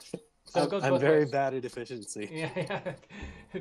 Storytelling is also important too. So it's all about, but it's when you have a room, and trust me, when I'm working with people across the world, the whole world, and again, my focus is all about normal. No, you're people. Absolutely right. I'm 100% on board with what you're saying. You're we have so many cultural barriers, communication barriers. I mean, it's insane. So in terms of our structure, in the models that I'm working on, it's so important to culturally and languagely to full empowerment. And so in our models, if you're a separate language and you're a separate culture, and even strategic models, you have full empowerment over everything, right? And so in the context, something that I use when I'm speaking with people in foreign languages, I find it, especially when someone's having difficulty with English, I'm like, is English your native language? They're like, no. I said, well, just speak in your native language. And then I run that through an AI translation, and I write my response in English and run it through the AI translation and give it back to them in their native language. Nice. Yeah. Well, we should write down those tools of what tools for AI language. And that has worked very well for me. Mm-hmm. Yeah. Let's get those AI language tools on. One child, and I couldn't figure it out. List. And they kept saying he had another English tutor as well, and I was teaching him math. And finally, I was like, wait, when I ask you a question in English, you got to translate it into Spanish in your brain, figure out the answer, then figure out the translation to English back and give it to me, right? And he's like, yeah. And I said, okay, let's try this. And I started giving him the questions in both English and Spanish so that he would cognate them together. And by the end of like one session, he had made more progress than all the other sessions combined. The look of joy in his face was so excited that someone finally understood how to get through to him. Right. So like, I'm not the use of AI in translation. I use a program called DeepL, which is the most advanced AI language. Is out of Switzerland or some shit. But their Google translation is nearly as good for a lot of situations. And there's bots you can install in a Discord that will automatically translate, that like have an option when people talk, have an option to translate it into any other language. Nice, yeah. So we're like doing you Spanish. can make use of that to eliminate connection. We're doing Spanish, and we automatically translate any decision. So if we got a bot that automatically translated the decision into all the other languages, then all the other languages can work with those. But the way that we work is that it's basically the idea is that once you have the translation, the actual discussion and the approval and agreement should happen in native language, is that you want to support the cultures and support the languages and empower them directly, as opposed to empower. Time to start. Please get focused on the session. As opposed to only empowering a a computer system, right, or a translator, right? So so that's key. And then the highest level of all levels, which I think you'll appreciate, is worldview, and that the worldview in terms of how you perceive consciousness and reality is so the primary component of all understanding of decision making. It's just so key to understand the concept of a worldview. So the primary key components at the highest level, you have worldview, then you have languages, cultures, and then strategies. And strategic differences are so core because you just have different groups wanting to do different things. Like, for example, private versus public are just two different strategies. You have money versus not money. You have political versus non-political. Yeah. I mean, there's all these different strategies that just rip organizations apart. And so if you just preemptively organize people into the strategies that they most are interested in, you don't have to worry about that part of it, So well, and with all of this, because all of this is going to come with the understanding of the oneness, and I mean, it's a purely rational and philosophical perspective. Kant's categorical imperative. If something wouldn't be good for, if you have any idea, you just apply it equally to everyone in the world. Exactly. And if the net result is a bad thing, then it's a bad idea. Exactly. So like even logically, people can come to the determination, and will come to the determination, that we're all part of one unified species, if you want to even term it at that level, right? But they'll realize that we have to have compassion for each other and share our resources to get through this, because there's nothing else. Yeah, the only thing awaiting us is the future that is getting angry at us because we're not getting the oneness. Indeed. So for me, that would be a perfect example of a proposal, because that is a core value and would be a proposal for decision making, that everything must be scalable and any idea should be equally applied to everybody in the entire world. It's so simple, it's so pervasive, it's just very easy, very good. I love it. And that's just one philosophical tenet. Like there's a lot of different philosophers that came up with a lot of good ideas over the history that we can draw from to create that. This is not necessarily, this is going to be a new thing, but it's going to be a synthesis of all the things that humanity has learned as well. We're not going to throw out the baby with the bathwater and just say that we've created something new. We're going to stand on the shoulders of giants and do all that shit. Yes. Exactly. So I'm excited about this, man. This has been I've developed my method for. Please stop. Close your eyes. Count 1, 2, 3, 4, 5. Open your eyes. Closing the eyes is really important. Connecting, it's like a little mini sleep.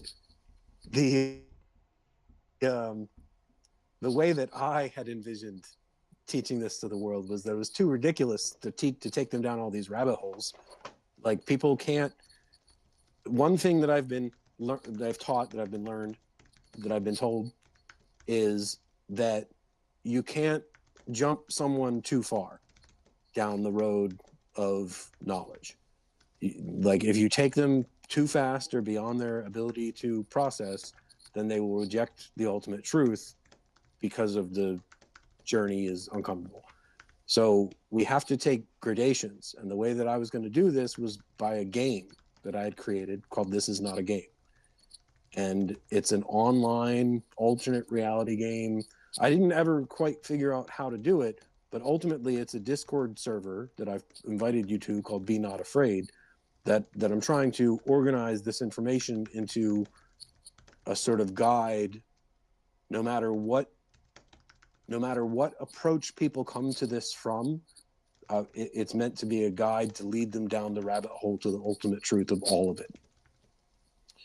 And it's kind of modeled, the predecessor games are a thing called thisisnotporn.com, which came out in 2004, and a more popular version called NotPron, which are they're like the hardest internet puzzles in the world is what they're called when you look them up. But all this stuff is linked in that server, and I'm building it sort of as time goes. And I have other servers. I invited you to another one, which is my version of this Unity thing called the Utopia Project, because the whole concept behind we can't build a utopia because the utopia doesn't exist. We're not utopians. We haven't built a utopia society because we're dystopian people trying to build a society. And the best we can come up with is dystopia because that's all we know.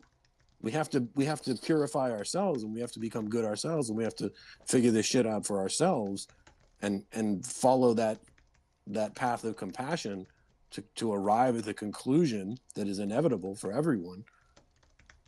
And that's it.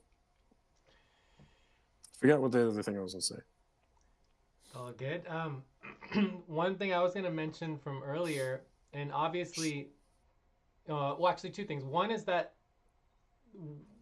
one of the groups I worked with way in the past was the Unity Week and the Global Unity Coalition. Like, I mean, I don't know if you know about the Unity Week stuff, but they eat this stuff up like breakfast, lunch, and dinner. And get ready. Now Oh, this is their breathing. 1, 2, 3. Inhale. Exhale. 1, 2, 3. Pause. Inhale together. 1, 2, 3. Exhale, relax. Breathing together is like synchronization it's important on the highest level. It's important. All this stuff's important. Is reality works in a way. It's a game that can be played, Yes. but like it's also a game that can be played in a twisted way, which is what evil magic is. Yes, exactly. And there's all kinds of. Do you know what joyofsatan.org is? No.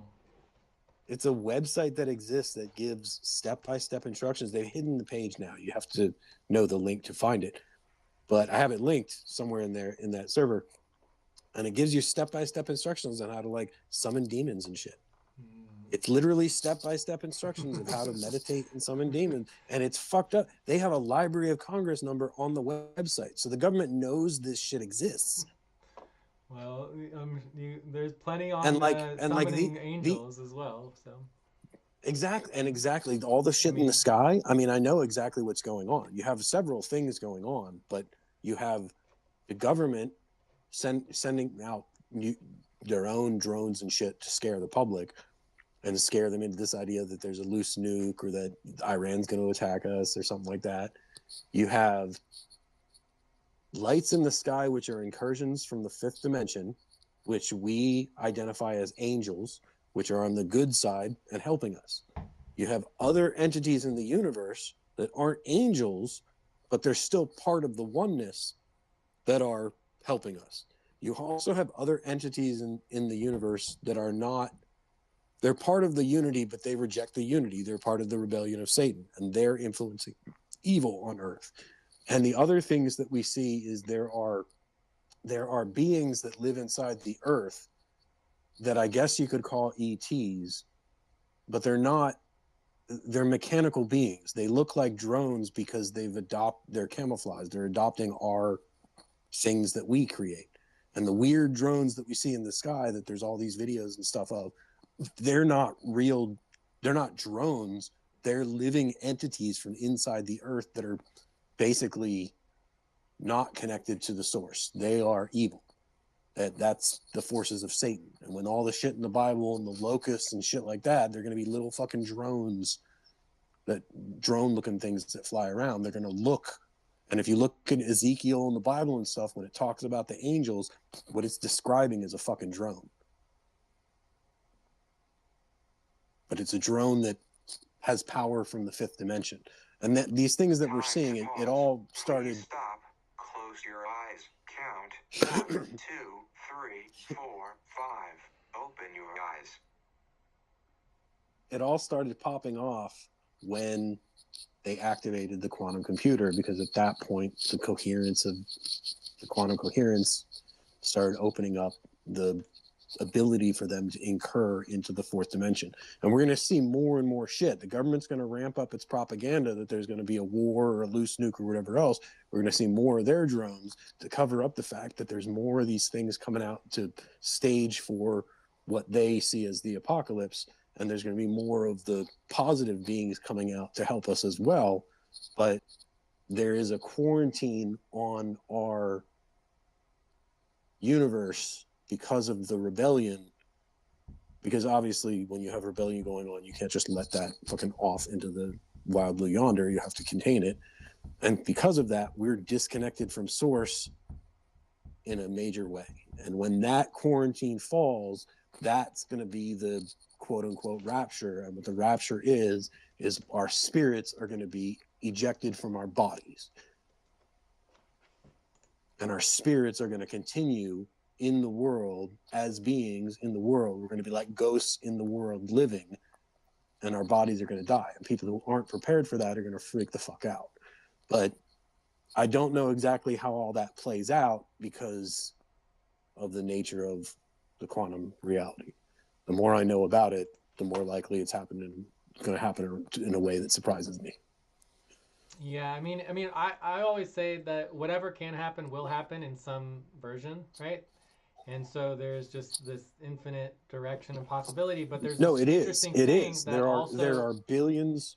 There are billions of other timelines where things are going different ways, but our consciousness controls the main timeline that we're on. There's and you can think of it as the timelines being fused or the consciousness is becoming in sync. It's the same thing. Yeah. It just depends on your perspective. Exactly. So, I mean, I would say in propose, you know, I'm all about the decision-making thing. I would also propose that, you know, focusing on Luigi and the strike, even though the general strike might not be necessary, I think it's a great possible connection into no. All of these things, all these things have to be, you know, it's a great concept. It's a great concept and it's a great idea, and we have to leverage the Luigi movement for as long as we can because the news is letting it die out.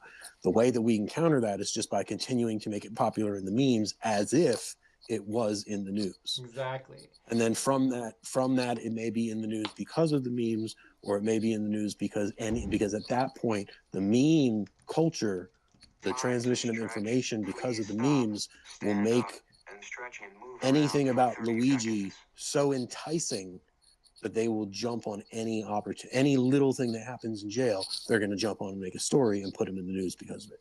But the goal to the Luigi thing is just to keep the memes pumping. And there are about 30 different meme groups. I'm a member of all the meme groups. I'm actually a moderator. They made me a moderator of one, which is nice. But I'm connected to all of the meme groups. And I have my own meme group as well for it, that if the way that the meme, you know, meme's all about tagging and it's all about groups. So if you have tags that are associated with your group, or if your group is easily taggable, then it's easy to just drop it in places where they won't let you say share from the group into it. And I don't think it's not about one group. You know, put it in one group and then make that group the one that everyone goes to. It's unify all of them, share all the content in all the groups. So you can, any group you join, you're getting the same shit. It doesn't matter. Well, there's always going to be some differences. But I'd say that the question would be, is there, in relationship to the memes, maybe the proposal is like creating a meme group or tying into existing meme groups in a relationship to organizing, well, sure, it's all about getting the memers on your side. Creation of the memes itself is kind of a magic in a certain way. It's white magic. It can be used as black magic as well. If you take truth and you wrap it up in a lion meme, like when people are sharing all the Mark Zuckerberg, because Mark Zuckerberg took off the fact sharing and they're all sharing that he's pregnant, that's hilarious. There are a bunch of funny shit going around. I shared a couple of funny ones. Yeah. Someone said he's been singing about it for 35 years, telling us he didn't do it, but maybe Billy Joel did start the fire. Right? Like, and that's funny as hell. But then someone shared a meme about Mark Zuckerberg's roommate in college and said that he disappeared. And that guy actually went on to get like $500 million when they sold the company, and he got married in 2012. He's not missing at all. That's not a funny joke because it takes the truth and distorts it in a lie. I mean, for me, right? Where I get towards agreement is the idea of like, okay, how do we strategically implant a meme? And maybe it's not very often that this happens, but maybe once a week or once a month, where you can strategically activate a meme that ideally gets popular that connects to action specifically and organizing and doing something. This is what I'm telling you, right? Is there's ways to do that. Yeah. But it's through the use of the meme, and it's all about what the meme is representing and doing, and how many layers of context. It has to do with. I don't think this has been adopted anywhere. It's a thing that I came up with in college for a way to describe how communications work between people, right? 2, 3, Yeah. 4, 5. Open your eyes. So every being of knowledge has their own sphere of context. And that is all the knowledge that you have amassed in your life. And it's the layers of context are like what you know and what you've learned. Say that I'm a smoker. I have that layer of context of being a smoker, smoking cigarettes, having a lighter on me, right? If I go out and I'm standing outside and someone comes up to me and puts their hand to their mouth like this, I know that means they're asking for a cigarette. Mm-hmm. That's a layer of context that I know that allows the instantaneous transfer of knowledge between groups or entities or cultures, right? And this is memetics. I was basically writing out the study of memetics, which they say it can't be a study because it can't be quantified, but I think you can do it algebraically where you don't need to have quantities, but you can create algorithms for how it makes sense. And so the algorithms are a little more difficult because they're words and thoughts and thought forms, but it's still the same basic logical function. And so through spheres of context, right? If someone doesn't have a layer of context, a meme's not going to make sense to them. But the more layers of context that you put into a meme, the more easily it can be grokked by people of different layers of context. Maybe they get it on one level, maybe they get it on two. If they get it on three or more, well, that's a trifecta. You got peak. It's like the umami and taste. You got that that three-way kind of thing. So when we make memes, what we need to focus on is the activism that we want people to do, right? And what can they do? Well, this needs to be, in my opinion, this needs to be culture jamming kind of things. If you're familiar with Cacophony Society, which was the basis for Fight Club, everyone's familiar with that. Cacophony Society and culture jamming was all about doing things that disrupted the culture in positive but maybe weird ways. One of their more famous antics was there was a big protest happening between two political groups on a bridge or something in San Francisco. And they bombed. They were like the creators of the bomb movement, right? You know, where a bunch of people run out of a subway and dance all of a sudden. Photo bombs, or not photo bombs, but what do they call it? Crowd bombs. You're familiar with what I'm talking about? Yeah. The crowd bomb? No. I didn't get that. When people, it's like, it happens a lot in New York where a bunch of people will just show up in the train station and it'll be videotaped and they'll all choreograph a dance in the middle of Oh, yeah. Like a dance, right? A dance thing, Yeah. Those kind of things are culture jamming, and they can be used to political effect, and they can be used for entertainment purposes. But the Cacophony Society was all about using them for political things. They would hold theater presentations in abandoned homes and in subways and stuff that you could access. And the whole idea was to highlight. 1, 2, 3. Pause. Inhale together. 1, 2, 3. Exhale. Relax. The whole idea was to highlight the infrastructure and the lack of safety in it so that the city would do something about it. So one of the things they did, there's this big political protest. They bombed it, everyone wearing Alice in Wonderland Tea Party shit. And they had a big tea party in the middle of the protest. And it got more views on the issue because of the weirdness of what was going on. And it diffused all the tension between the two sparring groups. So things of this nature are the kinds of things that we need to be pushing people to do. They're unidentifiable, they're anonymous. Do you show up, do something, a random act of extreme kindness, and then leave? Right? These are the kind of things we should be pushing people to do, to unify in a positive way that they can't be caught for. It can't be pursued illegally. We're not pushing anything illegal to tell them to go give gifts to people that hate them. Right? Go give a basket of goodies to your local CEO. I love the idea of a group of people coming together and then leaving, but when they leave, they make a mark that everyone knows they were there. You know, I'm not sure exactly how that would work, but one of the issues of the protest is when people protest and they stay there and they don't leave, it just creates. Sorry, you cut out. You cut out there. So sorry. The idea would be like, you know, an event where everyone comes together, whether it's online or in person, and then they leave, but they leave something behind so that everyone knows that they were there, right? So whereas like a protest, it's very easy to be a target. So when you have a whole group of people there targeted, you know, so for example, you had a protest, but the protest only lasted 30 minutes or 45 minutes or something like that. You took tons of pictures and you blanketed everywhere across the internet, and then everyone just leaves on purpose so that you don't have this lingering effect where the police can then attack. I think you have even more effectiveness. Did you hear the thing I said about baskets, by the way? Baskets? Maybe I missed that part. Oh my God. Okay, so it cut out when I was saying this. I said, what if you got everyone together? Like, so send your local CEO a basket of fruit with a message that says, "Have you got the message yet?" It's not illegal. There's no threat in it. But if a bunch of CEOs get a message like that, it sends a message. There's positive things that people can do to organize. I think what you're talking about is exactly right. But instead of even having a 30-minute window where the police could show up, scatter it throughout the day. Just bomb that city that day.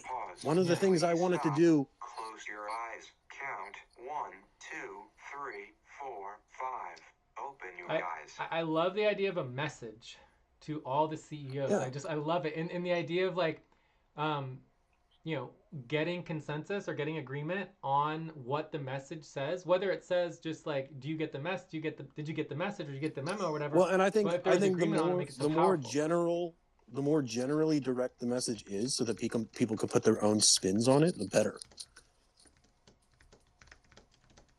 They make it basically it is the meme. If the media covered it or whatever, then you could just spin it as a meme and all that kind of stuff. So you're connecting it to all these different dots. Exactly. One of the things I wanted to do because I had all these schemes with antitrump.com, I thought that was the thing that was going to go viral. And one of the things I wanted to do, I had box of magnets and box of stickers, and I wanted to just go to a Trump rally and put magnets on all their gas caps, so that when they went to go do their gas, they'd see an anti-Trump magnet. And even if they throw it away, it's a magnet. It'll stick to something else. And like just a bunch of people coming out of a Trump rally and finding a flyer on each of their windows that was like anti-Trump. That would become a news story in and of itself, even though no damage was done. Nobody was fingered in the whole thing. You know what I mean? It's passive. It's culture jamming activities that are passive but wake people up. Exactly. Kind of like what Luigi did, but hopefully without killing anyone. Yes. I like that a lot. So anyways, that would be another proposal.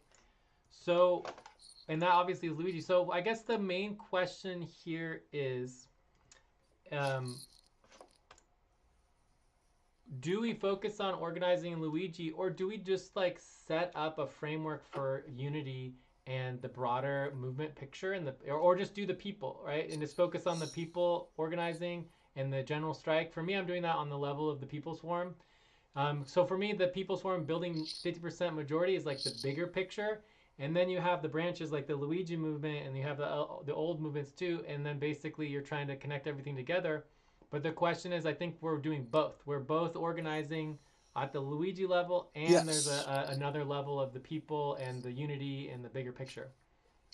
So I think yes, you have an ability. I mean, everyone has to do. No one should do anything they don't want to do. Exactly. Yes.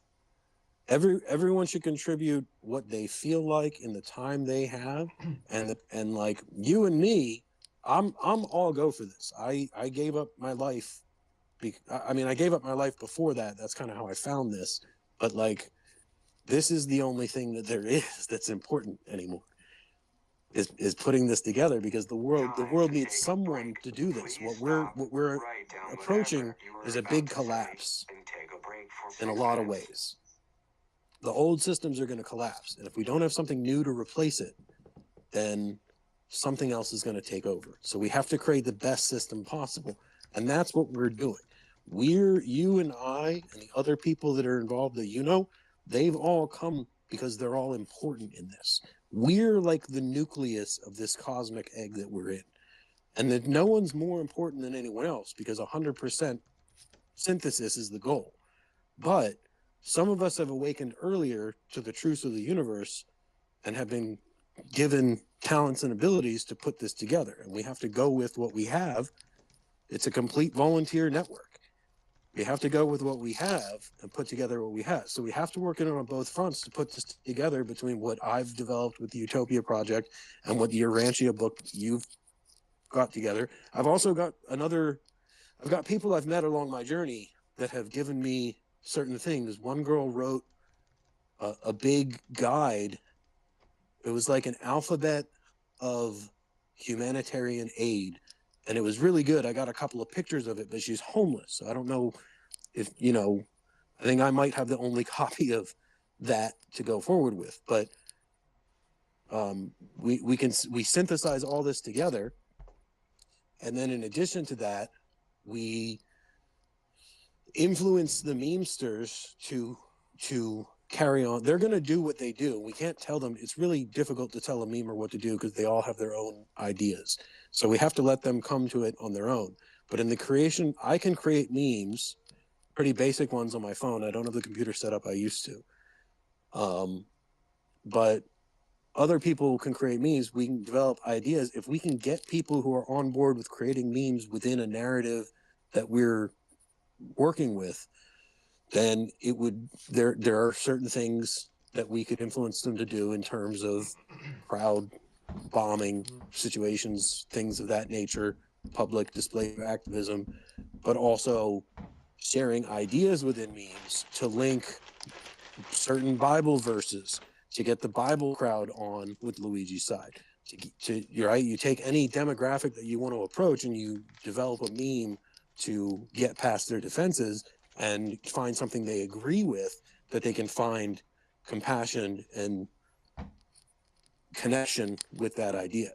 And so the way that we can layer that, there's a group called It's Always Sunny implication posting on Facebook that does It's Always Sunny memes. And when the Luigi thing happened, they were doing a ton of Luigi memes in the themes of like themes from the show and situations in the show that, they were depicting Luigi could be in, or, comedic things like that. And things like that help the cause a lot. But because the groups are so divided right now, the biggest problem, and really always been the biggest problem with memes, because they're so divided, and because meme people are so egotistical about their own creations, they want to have their own group where they post their own memes, and they don't want to share with everyone else. They want everyone to join their group. If their content's shared to another group, there's no reason for them to join their group. So yeah. So I'm all about decentralization. So once you do decentralized organizing, if you're in a decentralized group, you're in all the groups, right? So it's you have a bigger network to where these ideas can have a lot more influence. That's kind of why I. But the thing is that I don't have any network. I don't feel like I have anything, especially in the United States. You said you had a worldwide network. Sure, we're building it and we're growing, but it's not functional, right? It's not like we have all these people, and it's making anyone even understand is like pulling teeth. The fact that me and you understand. But that's the great things about me. That's the great thing about memes. They don't need to understand. If we create a meme that can be understood in all cultures, you can share it to other parts of the world, right? Yeah. And if they like it, they'll share it to other people.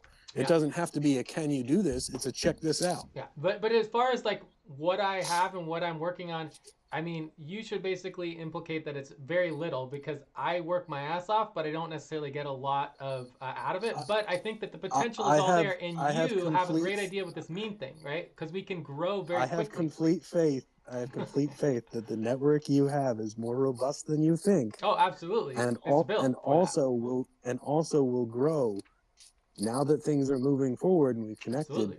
Things will move much faster. I mean, I've always visioned the work that I do as one puzzle piece in the bigger picture, but a key puzzle piece. So let me just quickly go through a couple things. I would prefer to take a small couple-minute break and get some water and stuff like that, and then do one more half hour, and then I really got to get going. But I do want to say that in the models that we've worked with for so long, we basically consider all volunteers investors, and that basically everybody's investing in the future of humanity. And our entire model is basically, if you want to volunteer, you can, but then you sign a contract of where all of your value goes. Everybody's time is valuable. Everybody's contributions are valuable. We're actually a contribution cooperative. So our entire structure is a cooperative structure of contributions. So every meme is a contribution. Every collaboration is a contribution. And then we actually have all of our tokens that we then issue that have the value backing if anyone wants to support it. Time to start. Please get focused on the session. So we basically can both pay people money as well as paying them tokens. And so it doesn't. Okay. And for me, the most important work of humanity doesn't necessarily have to be volunteer free.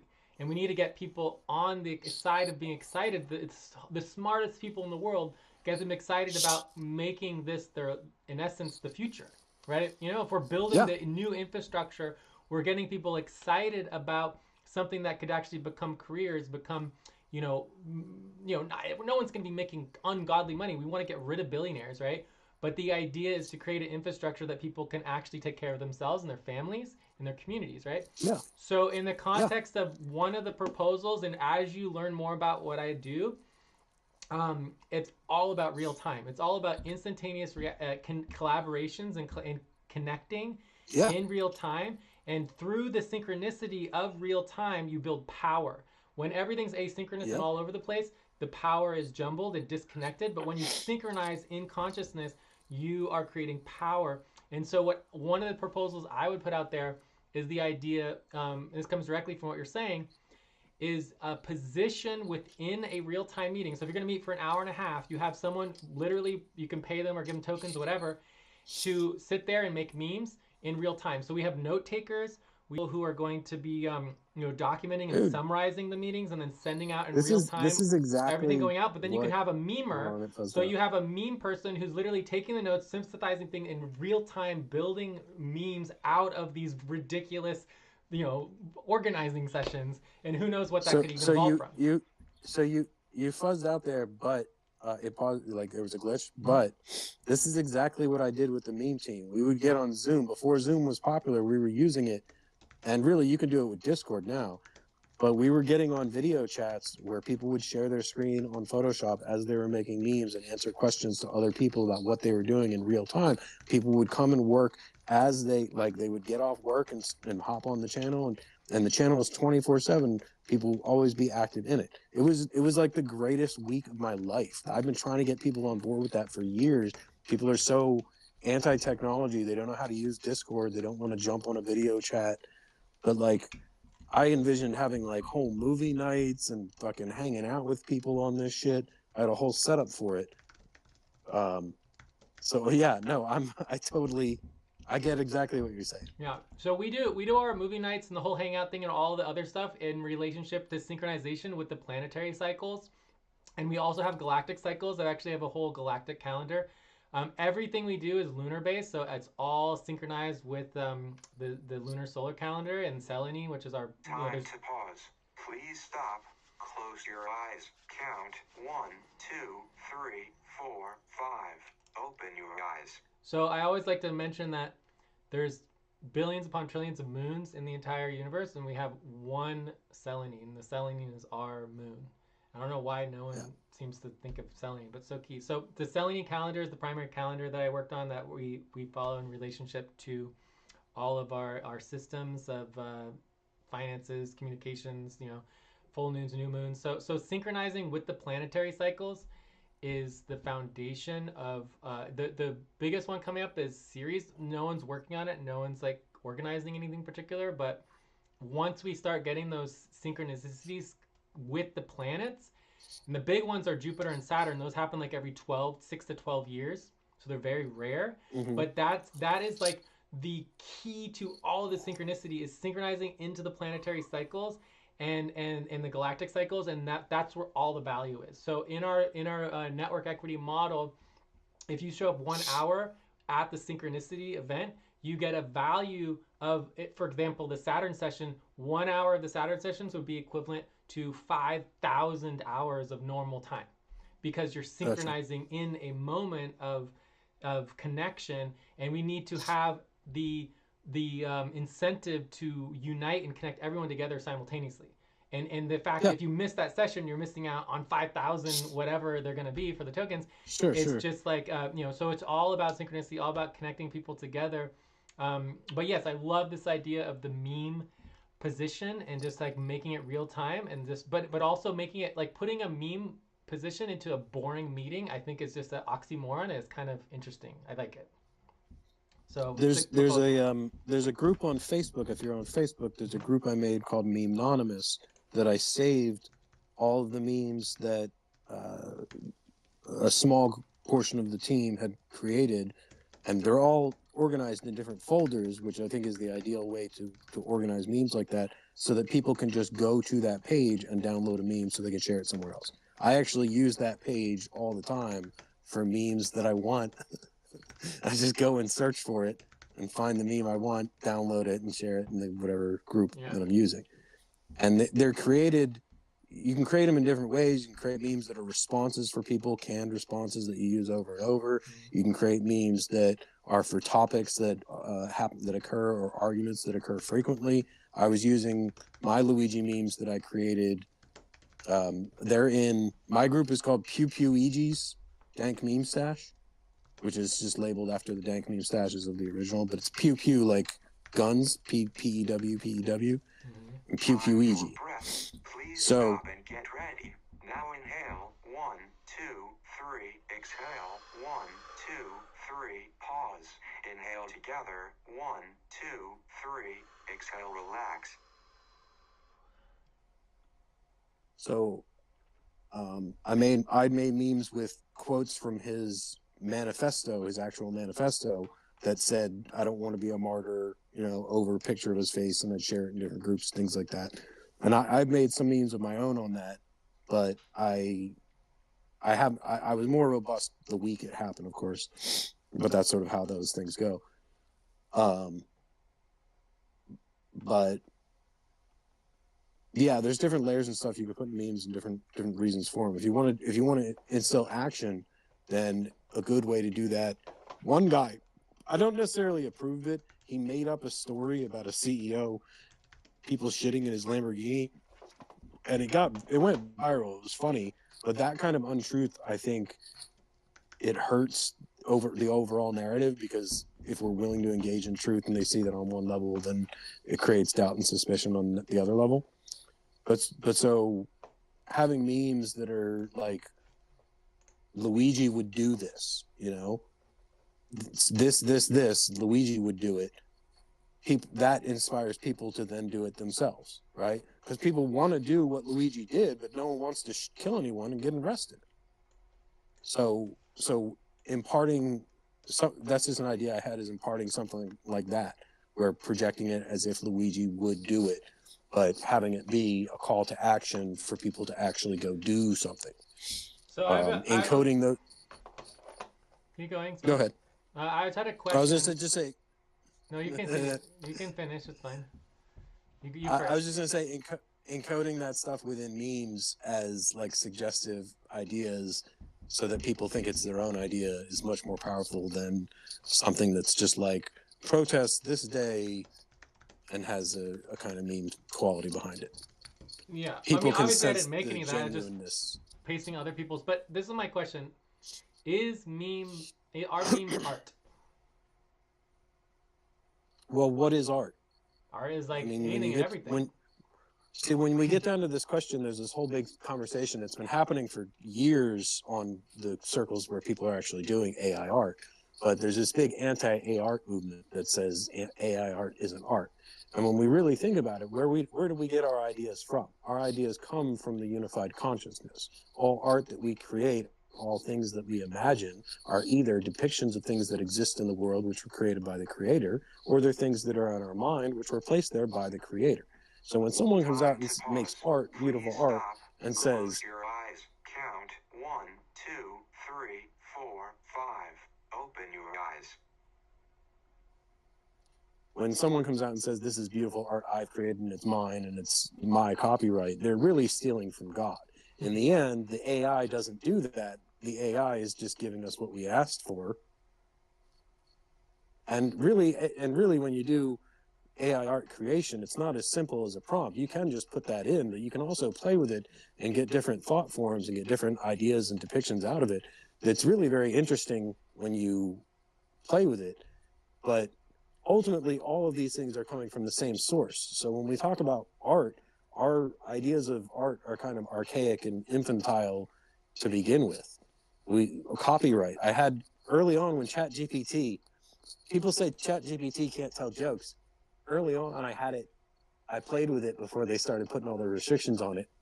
And I asked it to give me a realistic first contact scenario. And it gave me a situation in which aliens flew down from the sky in a copy of the Starship Enterprise. And when they came out, they were like, hey, we're here to, share our knowledge of everything in the world with you.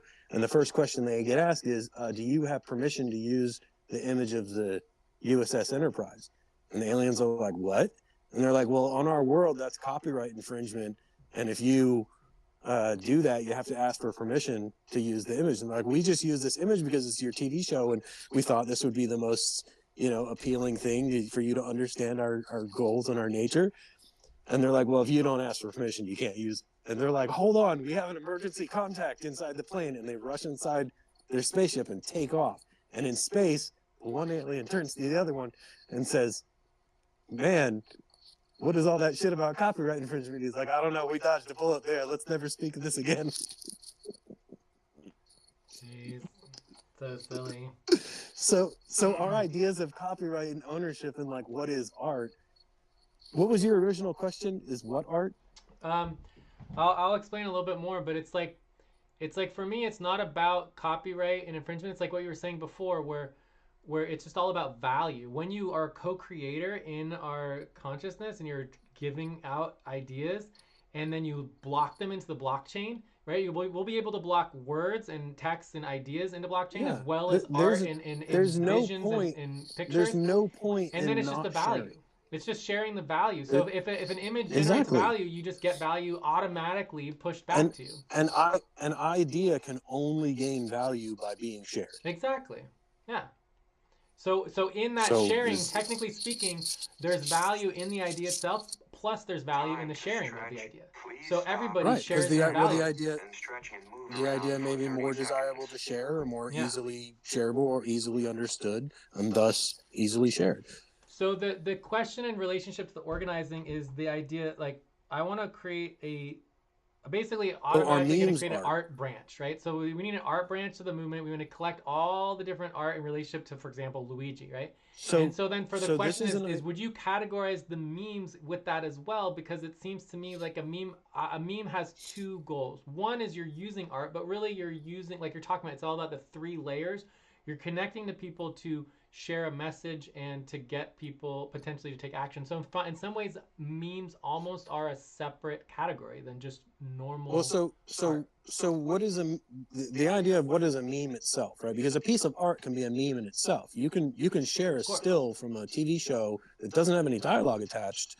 That's like the finger guns, right? But I would say the difference like between that as well. I would say the difference between art and a meme would be like, art is something that appeals to people and they just want to look at the painting. But a meme might be like the Guernica, where it's like this is something that has meaning beyond. So we need to get technical because we're talking about a couple of different things here, right? Exactly. That's what I need to know. First of all, the word meme itself comes from the concept of the gene, the genetic gene, right? Because genes are how DNA passes on information. Richard Dawkins theorized that memes are how information is passed on between cultures. So a meme is a unit of information transmission. Now, when we talk about a meme colloquially and we say we're sharing memes online, or I made a meme of this, what we're actually referring to is an image macro, which is an image with words layered over it. Yeah. An image macro is a form of a meme, and it's taken the colloquial, it's like we say Kleenex when we mean tissue, right? It's a synecdoche. But having those two differences of meaning being understood, an image macro is a derivative form of art because it usually takes an existing piece of art and then layers meaning on top of it. Art itself, may have meaning in itself, or it may have meaning attached, additional meaning attached to the meme. Does a piece of art become more beautiful because it's been made into a meme? Not necessarily, unless that meme involves image manipulation.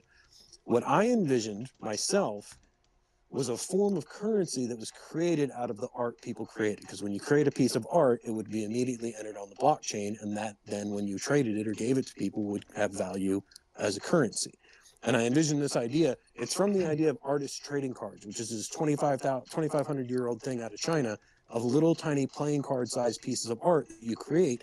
And it says in the doctrine of it that you're not to sell them. Close your eyes. Count 1, 2, 3, 4, 5. Open your eyes.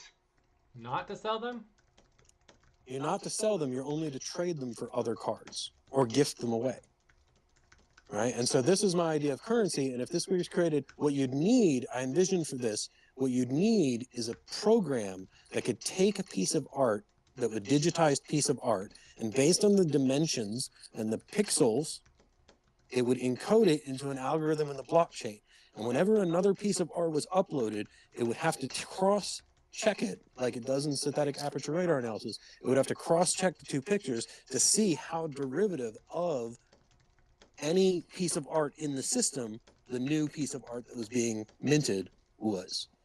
And at that point, if it was derivative, then the original owner of the art would get some credit that they could even themselves identify. If you're going to use my art, all your art's worthless. Or if you're going to use my art, it has the value, right? People could decide that for themselves. But that would be the system I would envision of what you're talking about, is to take a piece of art. You'd need a computer programmer to take it and somehow take the digital, and it would depend on the, you know, if you take a piece of art and you upload it in a different resolution, is it going to detect that? If you take a piece of art and put text over it, is it going to detect the derivative of that art? Yeah. Well, but, I don't want to. But it would have to do that and then cross-reference it with everything in the system in order to keep doing it. It would have to be a robust system. Yeah. So I don't want to get too much into all the technicality and relationship to, you know, text. But in that, I think that's your answer. That's your answer to the is meme and art, are memes art question, because art could be minted that way, but then memes that use art could be minted. For me, the bottom line is that it's just clear that it's different. There's art and then there are memes. They represent slightly different things. So I think we need both. We need an, if you think about it, well, a meme is more of an intellectual art. Exactly. But it's still art. It has a purpose beyond the art itself. And in fact, you can make a meme without art. True. Or it's just well, right, because you're layering. Yeah, you're layering colors. You can just use colors with word text on it, and that can technically be a meme that some people might like. Well, you're layering spheres of context. Yeah. One of my memes that I made is a quote from a Fall Out Boy song. The best part of believe is the lie, and in it I have the word believe, but then the words lie are red in the white lettering. Wow. So it says, you know, so you have lie, and so people who identify with colors and who have synesthesia and things like that, like the more layers of context that you put into it, whether it's color or font or a reference to a movie or a quote from a book, all of those things are going to increase the reach of the audience. Exhale, 1, 2, 3, pause. Inhale together, 1, 2, 3, exhale, relax. So I think I'm pretty good. I mean, I think I have an idea of kind of some steps moving forward. I want to immediately get the art branch set up, and there's going to be some levels there, but let's just focus on Luigi to start with, and then we need, because that's where the energy is right now, and then we need to immediately get the meme branch set up, and start. It'll naturally grow out into the other areas that it's interested in. Luigi has a applicability across a lot of levels. It works on healthcare, works with CEOs. I think Nestle and water rights are a huge thing that we should focus on as well, because it's CEO related and it's fire related with California. Because the problem in California isn't that the water is being used for AI, it's that Nestle controls all the fucking water rights.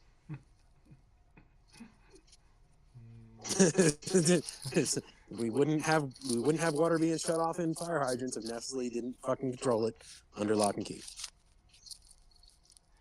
So topical things as they come up. I'm gonna say, so for me, one of the most important things about, I absolutely love the Luigi movement because I think it's one of the most expansive movements that I've ever really tracked, and I loved all the different branches. So the question is, who are the other fellow movement people? And one of them is the memers, right? But then we also have the artists. So there's going to be artists and they're memers, and they're separate. There's artists who are part of the movement, and then there are memers who are part of the movement, and they're both equally important and they're related.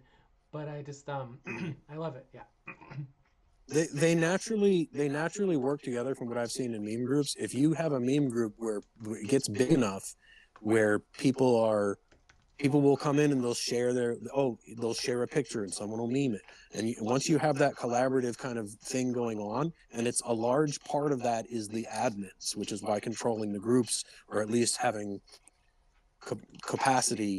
sync capacity, I forget the word I'm trying to use, but having like a good relationship with other groups is good for that, because groups will be very restrictive on what content they allow and what narratives they allow. A lot of the groups in the Bernie situation got taken over by people who were controlling the narrative in a negative way. They were only allowing bullshit posts to go through. Ultimately, what brought down the Bernie Sanders dank meme stash is they were being paid $5,000 a month by Russian Ukrainian meme group, Russian meme group, some shit like the Greek or some shit. Okay, so here's an idea for really taking shit to push false memes, to make the left look loony. Yeah. So here's the idea to throw through your head, and we can check in again more. I don't care, tomorrow, next day, whenever I'm time nonstop. To pause. But please stop. Yeah. Close your eyes. Count 1, 2, 3, 4, 5. Open your eyes. So the proposal would be to ideally create the first fully functional decentralized meme network, where, like you're saying, the opposite of everyone controlling their own memes, and instead all the memes are shared through the decentralized network, and trying to build that out so that in some ways you could grow in exponentially and indefinitely, because like instead of trying to build all these separate meme groups, you try to show people this is a better way to share memes, and then maybe they'll just join. Yeah. So that could be something. I just tell people to join. Exist. I tell people to join every group. Like just join all the groups. But then like you have to do things listing, hey, here's all the other meme groups, join them too. Here, you can't necessarily network, you have to just be proactive about sharing that. But I have my own meme group, so I can definitely do those things. As the groups grow, we'll have an influx of both memers wanting to contribute, wanting their memes to get seen by the larger crowd, and we'll have an influx of people who appreciate it, artists and things like that. And as the memers know artists, they'll use not just old stock shit, but they'll use new people's art and things like that. Like there's a synthesis that kind of happens with this thing on its own, and we don't have to. All we have to do is orchestrate it like a conductor. We don't have to put all the parts together, because it's a big universal entity working on its own. We're simply facilitating what it already wants to happen, and it is more powerful than any of us. Each of us could. Individually, we could die, and this thing would still happen on its own. Oh, that's so like part of the plan, right? I mean, if it's not worth dying for, it's not worth doing. So exactly, in the context of I feel like obviously I guess we're all our own worst enemies, where you just get in front of it's like the universe just provides, whether it's like I was dealing with like I don't even know how many it was like dozens of Bitcoin, and it just all just slips through your fingers, and it's like the everything's there, but it slips through your fingers. So it's like, how do you get out of the way of the universe to just allow the universe to provide? Because I feel like it's everything is so, right on the edge of like building the resources, building the energy, building the excitement, getting people connected, like us and other people. Like, we're so on the edge, but at the same time, I feel like, okay, some of the work I'm doing might still be like, many months, if not a year or so off before it really is needed. But at the same time, it's like there has to be making sure that people are taken care of and addressing the budgets and addressing, this has been building and building and building since at least 2012. 2012 was the earliest I could have initiated everything. But at least, from what I've seen, if I had not been so lazy about everything and learning what I needed to learn, I think all of this could have happened much faster. I think the reason that it took so long that it did was partially, the best things take the longest. Sometimes, save the best for last kind of thing. Well, but I also think there's a natural progression that is cyclical, right? We're in a cyclical pattern of consciousness where things don't happen linearly. And it's the point at which we transform. I'm all about the caterpillar to the butterfly analogy and the full transformation of society. So it's uniting all people and social movements together for total societal transformation at every level. So in the context is that basically it's the final transformation is when things look the most chaotic, but it actually is where you're the highest peak. I have been trying to accomplish this for years now, and it's all been, I thought I was late. I thought I was behind the ball and like just totally late for everything, like my whole life. And I finally realized I'm early. We're early. We're so set up now because we're early. We're so set up that we're already going to win. But it's a matter of how masterfully we want to play this game. And I want to go for the high score. I want to make a shining example for the rest of the universes. What we're going to create here is going to echo through eternity. And I'm willing to stake my life on it now because I know the truth of what awaits us. And what we're putting together, I'm going to go to my people because now I have somewhere to send them. I've had people who've asked where to organize, and I didn't know where to send them. I could send them to meme groups, but I didn't really trust the groups that were trying to organize where they were. And even you yourself said that there's negative groups trying to organize, right? Of course, we got everything out there. So now I have somewhere. Now we have a hub. Now we've connected. Now there's two of us. Now we have somewhere. Now I've been telling people to gather. The others gather them where? Yeah.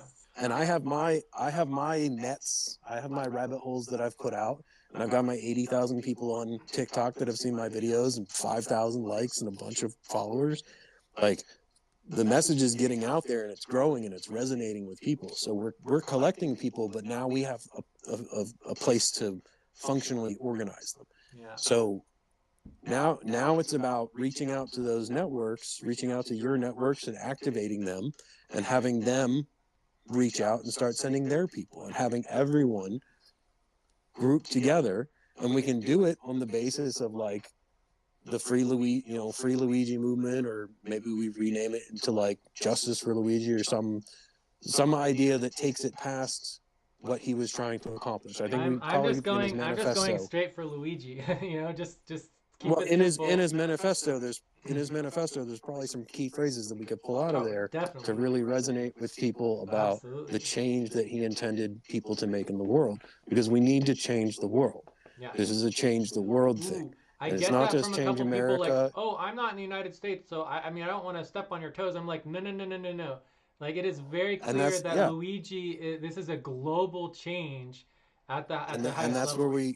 And that's where we reach out to those people with, hey, this is a change the world thing, and it's time to step up. And we don't pressure them too hard. We just put it out there, and we get the people who step up, and from that it will grow on its own. Because of the nature of social media and these things, it'll filter through to the people who see it the next day and the next day, or the people who don't check their feed for a couple days. But I'll reach out to my networks and my people and Luigi things And if we have fresh memes that we're pumping out, that will naturally attract people to these groups, and they'll grow on their own and they'll share on their own. So it's start organizing, reach out to the people, and start getting. We probably want to make a strategy playbook about how we want to approach these memes, and maybe some events that we want to suggest people to do.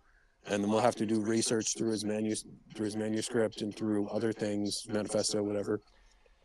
There's a couple manifestos out there that I doubt are real, but they're pretty good that you can pull a lot of good stuff out of. You know, so they're not necessarily from Luigi, but they say they're from Luigi. You know. Have you? Well, they do that. They do that because they don't want people. They want to create so much confusion about his actual manifesto that people don't read it. I've had that. I've encountered it. But there's some that I read that you can, there's some, writing that we know is Luigi's.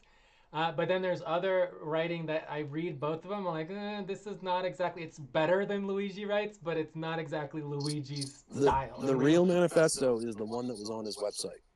It's been taken down now, but it's on archive.org. It was like 6 pages long. Yeah. It was eloquent.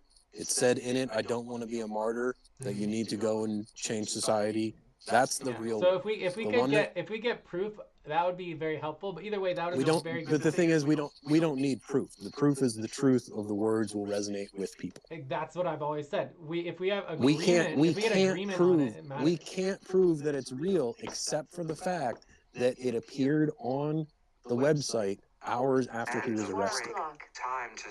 And if it was a fake, how would someone have had it ready that quickly? Agreed. It was 4 especially hours. because it was 4 hours. And especially because it was on his personal website that linked to his LinkedIn, that was on his LinkedIn. He had a dead man switch set up that he was smart enough to do, or he had an accomplice in Finland, because that's where the website's registered, to do it. But he most likely just had it set up with a dead man switch on his computer and a VPN. The only thing I can think of is that someone after the actual shooting knew what was going on and they wrote it for the adjuster, and then they just added the name afterwards. But in the context of all that matters for me is agreement. If we all agree that that's the manifesto for the movement, then it's the manifesto for the movement. But I mean, whoever did it, they would have also had to hack his website to put it on there, for the link to the LinkedIn to be. I mean, I don't know what the website is or how it's his website or anything like that, but it's like either way, we don't really have to care because he's potentially could get out very soon. You know. The website's still up. It's pepmangione.com. Mm-hmm. And it's his website that's where the videos of him doing the robotics, that's where it comes from, that website. Yeah, that's the website. That's the one. So and it was Pep Mangione /manifesto, and it was on there. Now the link's been taken down. When I read it, it was online. When I read it, it was on his website. When I read it. It is, but it's not now. If you go there now, if you go there now, the HTML is missing, but it's been archived on archive.org. But that's the actual manifesto, the one that he was caught with. Well, that was just notes. The thing they got caught with was just notes. Right. And then there was one that Ken Klippenstein. Style, but yeah. There's another one? There's one that Ken Klippenstein put out that kind of put his name on the map as an independent journalist that's fake. Well, I'm going to make this a topic because we definitely want to get the manifesto organized. Yeah, but either way, we mine the manifesto, we mine political documents, movements for quotes and phrases and things like that. I mean, basically, it's going to be inspiration, whatever the inspiration of someone. Oh, I'm going to put this with this. That's how the memes happen that are really good. Yeah, for sure. And sometimes the biggest meme that we ever had for Bernie Sanders was you remember Dat Boy, the little frog on the unicycle? Dat Boy was a big meme. Frog on a unicycle was all these different things. He said, "Oh shit, what up?" when he was on a meme. So they just put him in things and said, "Oh shit, what up?" All kinds of situations. They had Hillary on a bicycle, different stuff. Anyway, we had Bernie Sanders was heavily identified with Dat Boy, which is a good. Luigi should be identified with Dat Boy, and we should bring that back because that would be a big fucking thing. But Dat Boy was like, it was like the Keck version of Jesus. Kekistan frog people, it was like their version of Jesus. Dat Boy was the guy who came back and fixed everything. he was the mensch. He was the guy you'd want on you in any situation. And the biggest meme we had was Bernie Sanders sitting in a suit and tie, and it had like a little microscope close up on the tie, and on the tie, which was little green dots, if it closed in on him, and they were little Dat boys on a unicycle. And that was the biggest meme we had. That one got on CNN. So sometimes a meme can just be a stupid idea like that identifies two things in a way that people resonate with. And if the memes piss off the opposition, all the better, because they'll share them in retaliation. Yeah. I think my ideal meme existence would be someone goes to me, they resonate with the meme, they connect to it, and then somehow the meme encourages and gets them to vote. And then they go and they vote on a voting form. Not some special voting form, but like just like whatever. What is the most important freaking art or whatever? You know, just getting them active and getting them doing something. That'll work. That'll work once we have established a better voting system, because our voting system is corrupt and we don't control it. Our votes go into a black box and they're never seen again. Voting on our own ideas for our own groups, right? So we yeah, have groups yeah. and proposals. Well, that'll be easy to do once we have people on board with the idea and the concept. I don't think it'll be difficult to get them to vote on issues. I don't think it'll be difficult to get them to take action within the group. What we first need to do. Even if we got one out of every 1,000 people to click on a link and take a minute to just vote on 3 proposals would be it just depends. We have to remember that the system that we have that has been established is going to collapse, and when that happens, we can't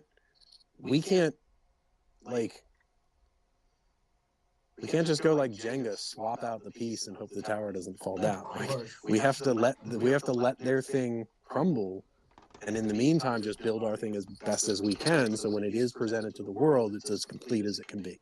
Yeah. At that stage, because it's always going to take other people's input, but a lot of the ideas people are having are the same ideas because they're coming from the same source. So the people that are on our side are going to understand, they're going to contribute and make our construction better, but ultimately we're going to be a step ahead of them. We're already a step ahead of them in organizing it. So what we're going to create is going to be lasting and accepted, because it's going to be from the unity of ideas.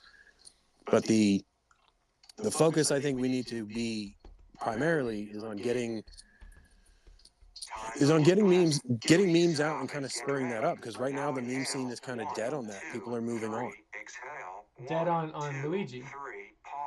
Well, it's dead on a lot of things. It's dead on the UFOs. It's dead on the drones. It's dead on the nuclear. What is it doing? What's the meme scene doing? The fire. The fire. I mean, of course, the fire is perfectly fine, though. I mean, right now, that's what people are focused on, is fire and water rights and what's happening. But that's the thing, is that we're cyclical, where it's like. That's what I'm saying. We have to. It's all about February. I'm telling you, like January is already gone. It's all about February, because February is when the Luigi everything's going to come back in February. Well, from what I have been led to understand, things are going to happen before Trump takes office. This shit's going to start. This shit's really going to start popping off. Of course. And in the midst of everything going on, we have to have a Luigi campaign, because the news cycle is dying down, and like the fire is taking over, and then the next terrorist attack, and the next thing, now they found that arson started this fire. That's going to be the next big news story. They're going to be pushing that. Regardless of what narratives they're doing, we need to have Luigi going strong on all fronts, having them associated with whatever is going on. People were afraid to do that when the Tesla truck blew up, because they don't want him to be associated with more acts of vigilante, crazy terrorism. What he did was a noble act. So we have to sort of piggyback on that, keep that going, and kind of bring it back in the news cycle, because right now there's not a lot going on with Luigi. The meme scene dies down when there's not a lot going on, but there's a natural curve after that. It's like when Weird Al does a cover of someone's song, the original artist gets a big bump for a little while. So it's the same kind of thing. That's how memes work. That's how layering works. That's why bringing Dat Boy back. Dat Boy was such a strong resonance with people that if we can find a way to link that to Luigi, that'll be a huge swell of incoming people, of influx from the Dat Boy meme groups were outclassed every meme group that's been created since. They were huge. And so taking old memes that work, now there's also a downside to that too, because you can take something that's been played out and people don't want to see it anymore. The Mordor, thou shalt not walk into Mordor or whatever, one does not simply. Something like that can be used sparingly, but at this point it's been so saturated in the zeitgeist that it's not going to resonate with people. But Dat Boy's a dead meme. Bringing him back, and I have a lot of like Dat Boy resurrection memes because I was doing a lot of Jesus shit with it. You can see on the Meme Anonymous page. But I think that is a big focus. You'll find all the other stuff that comes naturally once you have people coming in with an influx of that and ideas and wanting to be active and asking where can I be active, how can I be active, what can I do. At that point we can start organizing real world. We can push through memes, real world actions and things. And once you have people acting like anonymously, independently, randomly, seemingly to the establishment, at that point it's going to be a lot easier to do organized action because there's so much random shit going on.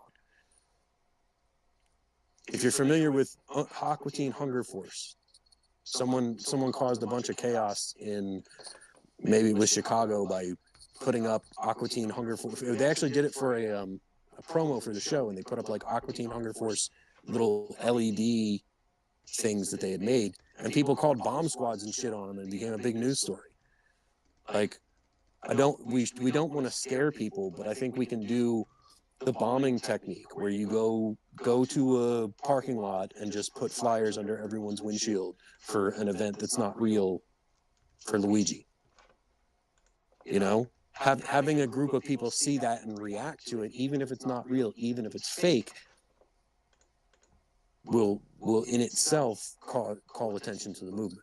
And I think the more things that we do that are mysterious, that things like telling people to show up for a rally for Luigi that doesn't exist. There's no one actually organizing the rally. You just have random people who want to support show up. But leaving stickers all over the place for a website they can go to that'll lead them to join the collective. Like stuff like that that's weird and sticks in people's mind that they feel like it's a puzzle they need to figure out. That kind of stuff I think will really resonate because of all the weird stuff that's going on presently for people. But like I think we get to that point where we can do public events and voting and everything else once we get the influx of people.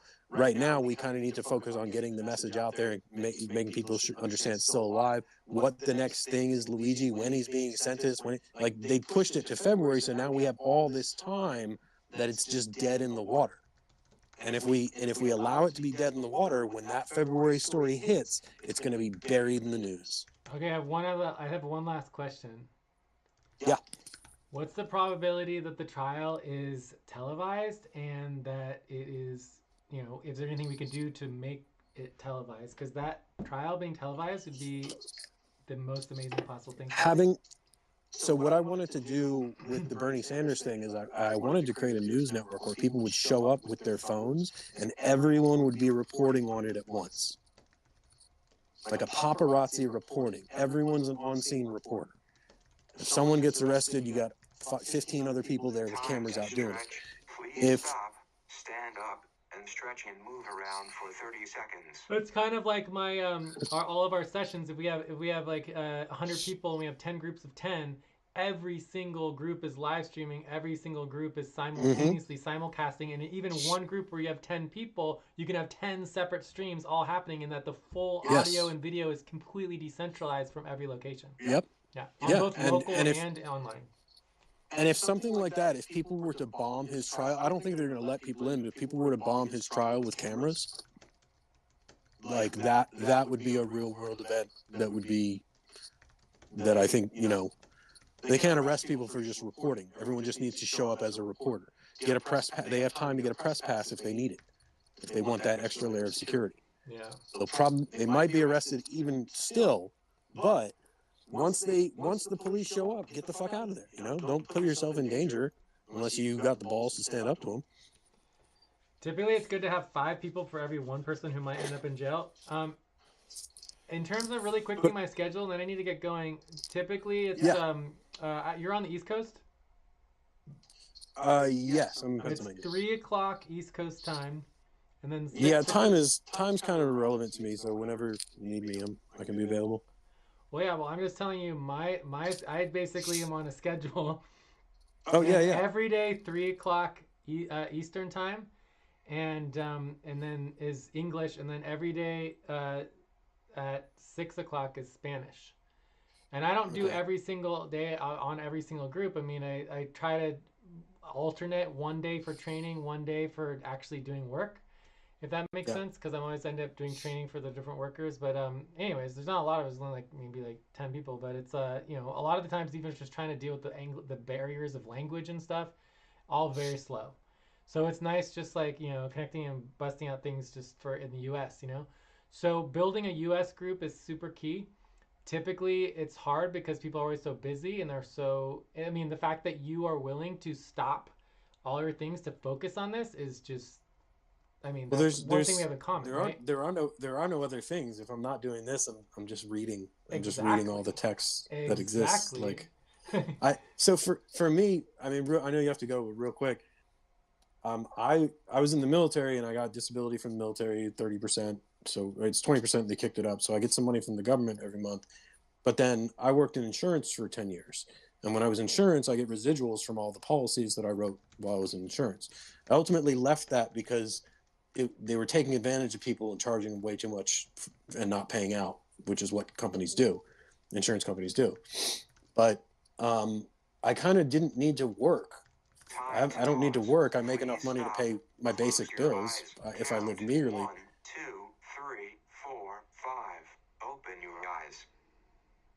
And so last year, well, the year before that, I had met some homeless people in Portland, and I had decided on a whim to simply go out and live with them. And so for a month, I lived out on the streets in Portland. I took everything I owned except my computer out there and stayed on the streets with them. I even took my cat for a week. And eventually I left, and that situation closed up. 6 months later, a year later, I went out, and I spent from April to June, I lived on the streets in Vancouver, Washington, with the homeless community to understand the needs of them. Just a lot of different reasons that I did that. Just what Jesus says to do. Give away all your shit and go live with the homeless people. That's what I did. I went full Jesus, and I went out and lived with people. And from that situation, I realized that was not the way to help people. And I moved out to Pennsylvania, where I live with my family, and I live a very meager life based, but I have money coming in. So I don't need to work. I've just spent the past few months educating myself, and and everything that I've been building for the past 25 years, it's all coming into focus of why I built it. I thought it was just larks down for this or that reason. Now it all makes sense that it's all part of the grand thing. And it's been making more and more sense as time went along. There were many times where I got close to this truth but rejected it because I thought I was crazy. Especially with the science background, that'll do it. That'll do it for sure. Oh, there were more than a few times. And so I finally, now that I've gotten to this precipice, I'm sure that what I've found here is real. And I'm meeting other people who also understand that. And we're going to continue to meet people, and this is going to continue to grow because we have met each other, and that's just how these things work. It's all very exciting with this. In some ways the Luigi movement's very, very slow, but in other ways it's just like has such a profound potential long-term stabilizing effect. I mean, it's just, there's so much potential. It's just insane. It's like a hot coal in a fire, man. Yeah, and it's like you're saying, there's so much that we can't even foresee yet, and where it will go. Very, very interesting and exciting. But yeah, so let's just slowly connecting people together, building things. I mean, for me, in my background, it's like I don't know. Some of my main focus things is just figuring out my own identity, figuring out my own understandings of some of my backgrounds, and dealing with the whole dyslexia thing, and just like understanding my connection with society, because I've always had a very difficult time getting understanding and getting support and getting stop and get work. ready. Now inhale. connected, I guess, with normal exhale. systems. 1, 2, 3, pause. Inhale together.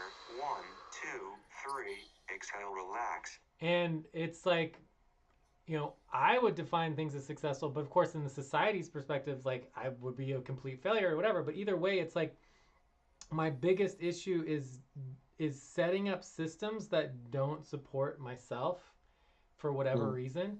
And so I end up like, you know, I'm a very trustworthy person. For whatever reason, people just trust me in my life. And so I always become the treasurer. And everyone's like, oh, don't want them having the money. And so they give me the money. So I end up with all this money. And it's like, but the problem is that the money is set up in a way that I can't use it. So it's like, so it's like not my money. So I'm overseeing all this money and I don't actually get any money. And it's a problem, but it's a fixable problem. But it's something I can't do by myself. So there's all these things I'm trying to do that I can't do by myself. There's things you want to do that you can't do by yourself. So it's a matter of connecting the dots and dealing with it. But I deal with like all the investments. I deal with like, you know, stocks, crypto, like all this stuff. It's just, and tokens, all the tokens. It's just crazy. But it would be extremely helpful to have, you know, and so I'm completely dependent on other people. Right. So I live at other people's houses. I don't need money, so I can focus on this because I don't necessarily need more money than I have. Sure. But I can't necessarily pay all my bills either. So it's like this balance. But in that context of what would be stabilizing is even just a small amount of money to balance out all this other money that I'm dealing with would help.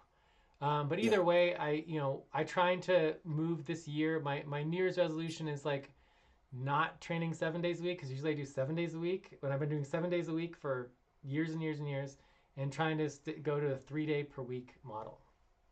And so spend 3 days a week trying to focus on myself and focus on building and connecting these other things. For example, setting up a US group where we could actually build a network that is a little more financially stable, because usually I work with all these groups in third world countries where there's obviously not going to be any money or fundraising there, you know? So, well, I can definitely, like I can make Discord servers. I can add to stuff, and like I can help organize through that. I think Discord's a really good way to do it. Structuring a server so that it is useful for people and gives them a reason to be there, but also not. I think a mistake a lot of people do is try to make captive servers where, you know, you have to be a part of this server, and I hate it. Like I'm all about a channel for everything. Or a forum where people can just put in for information they want. You can have a section where it's like outside links, you know, and or even like a spam section. Okay, you don't know where to put it in the spam section. You know, just having somewhere. Discord's amazing for that with threads and everything that they put in, but like it really does have to be set up right for people to use it right. Yeah, I can help out. And I'm all about linking servers too. If it doesn't seem like it fits in that server, we can start linking servers together. But I'm always about just connecting everything and having everything be decentralized and distributed. I have a lot of problems with Discord servers that are just so controlling. In fact, that's one of the reasons why I didn't do much with Mastodon and why I'm focused on Blue Sky, is because Mastodon was always like all of these rules. You'd enter a Mastodon server and just be rule after rule after rule, kind of like a Discord server. There's a big problem with having it be too. I don't know, decentralize the word, but having it be like too small groups, too many tiny bubbles. Like, there's a problem with having too many tiny bubbles if you don't have transparency amongst. Yeah, and it's the same thing. It's the same thing in the context of crypto and voting. So the concept of decentralized voting is a centralized system, because everyone has to know where to vote to connect into the system. So the system itself of voting and democracy is a centralized system. And the same thing is true with blockchain. The blockchain is technically centralized. In fact, they're actually working on decentralized blockchain models.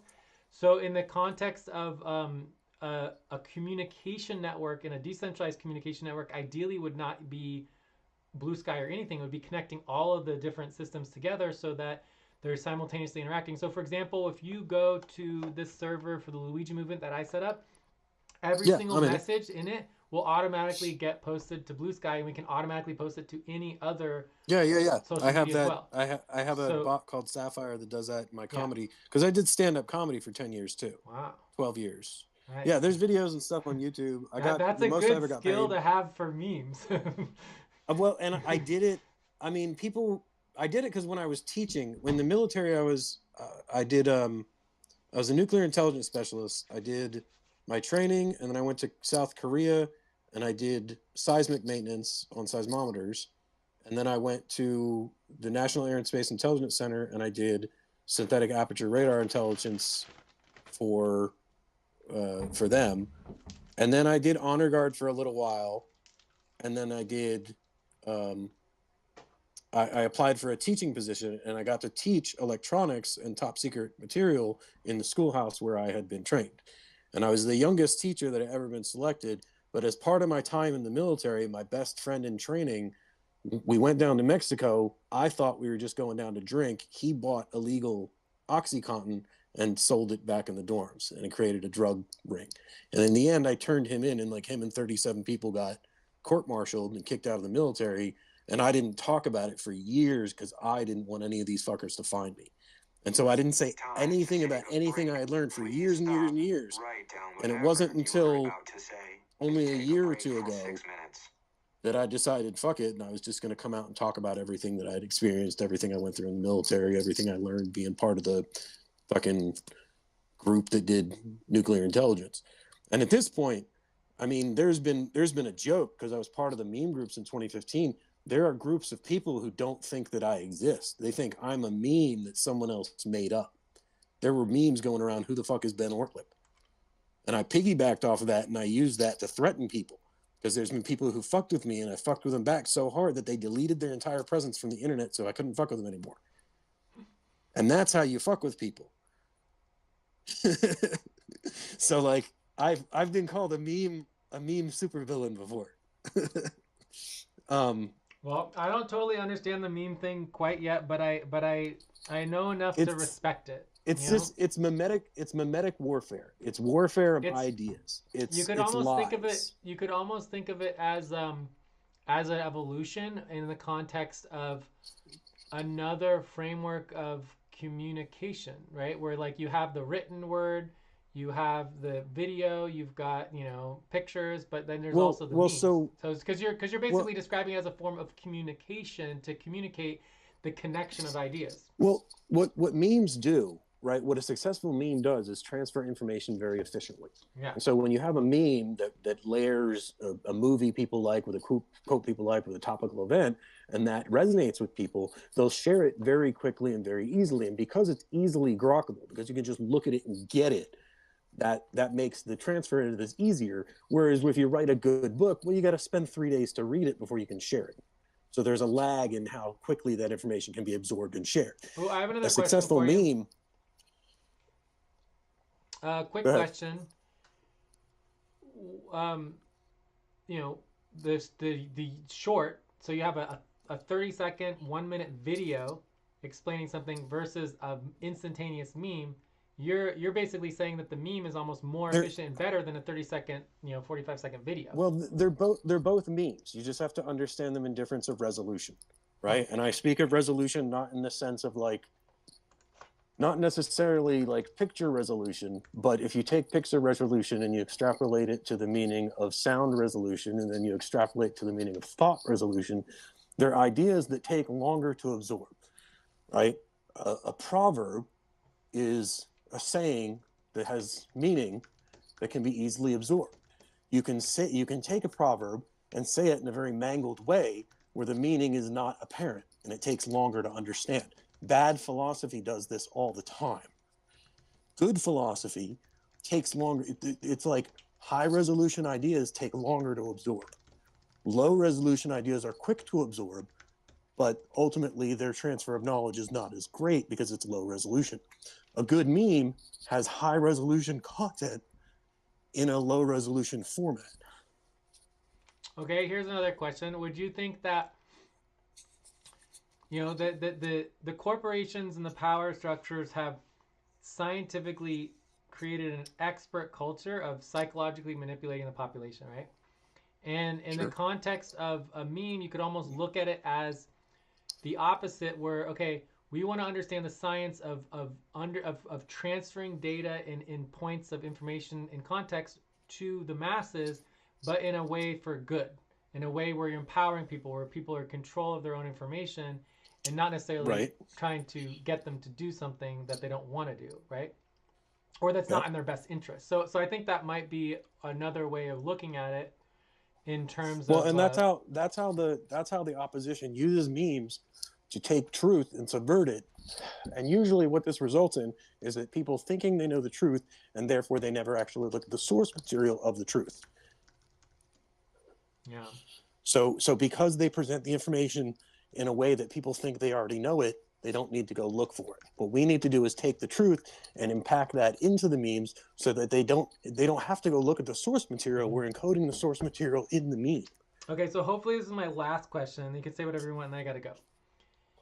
Yeah, my phone's about to die too. So what do you think the percentage of the population that can communicate through a meme? Like basically, what percentage of the total population can comprehend the concept of a meme?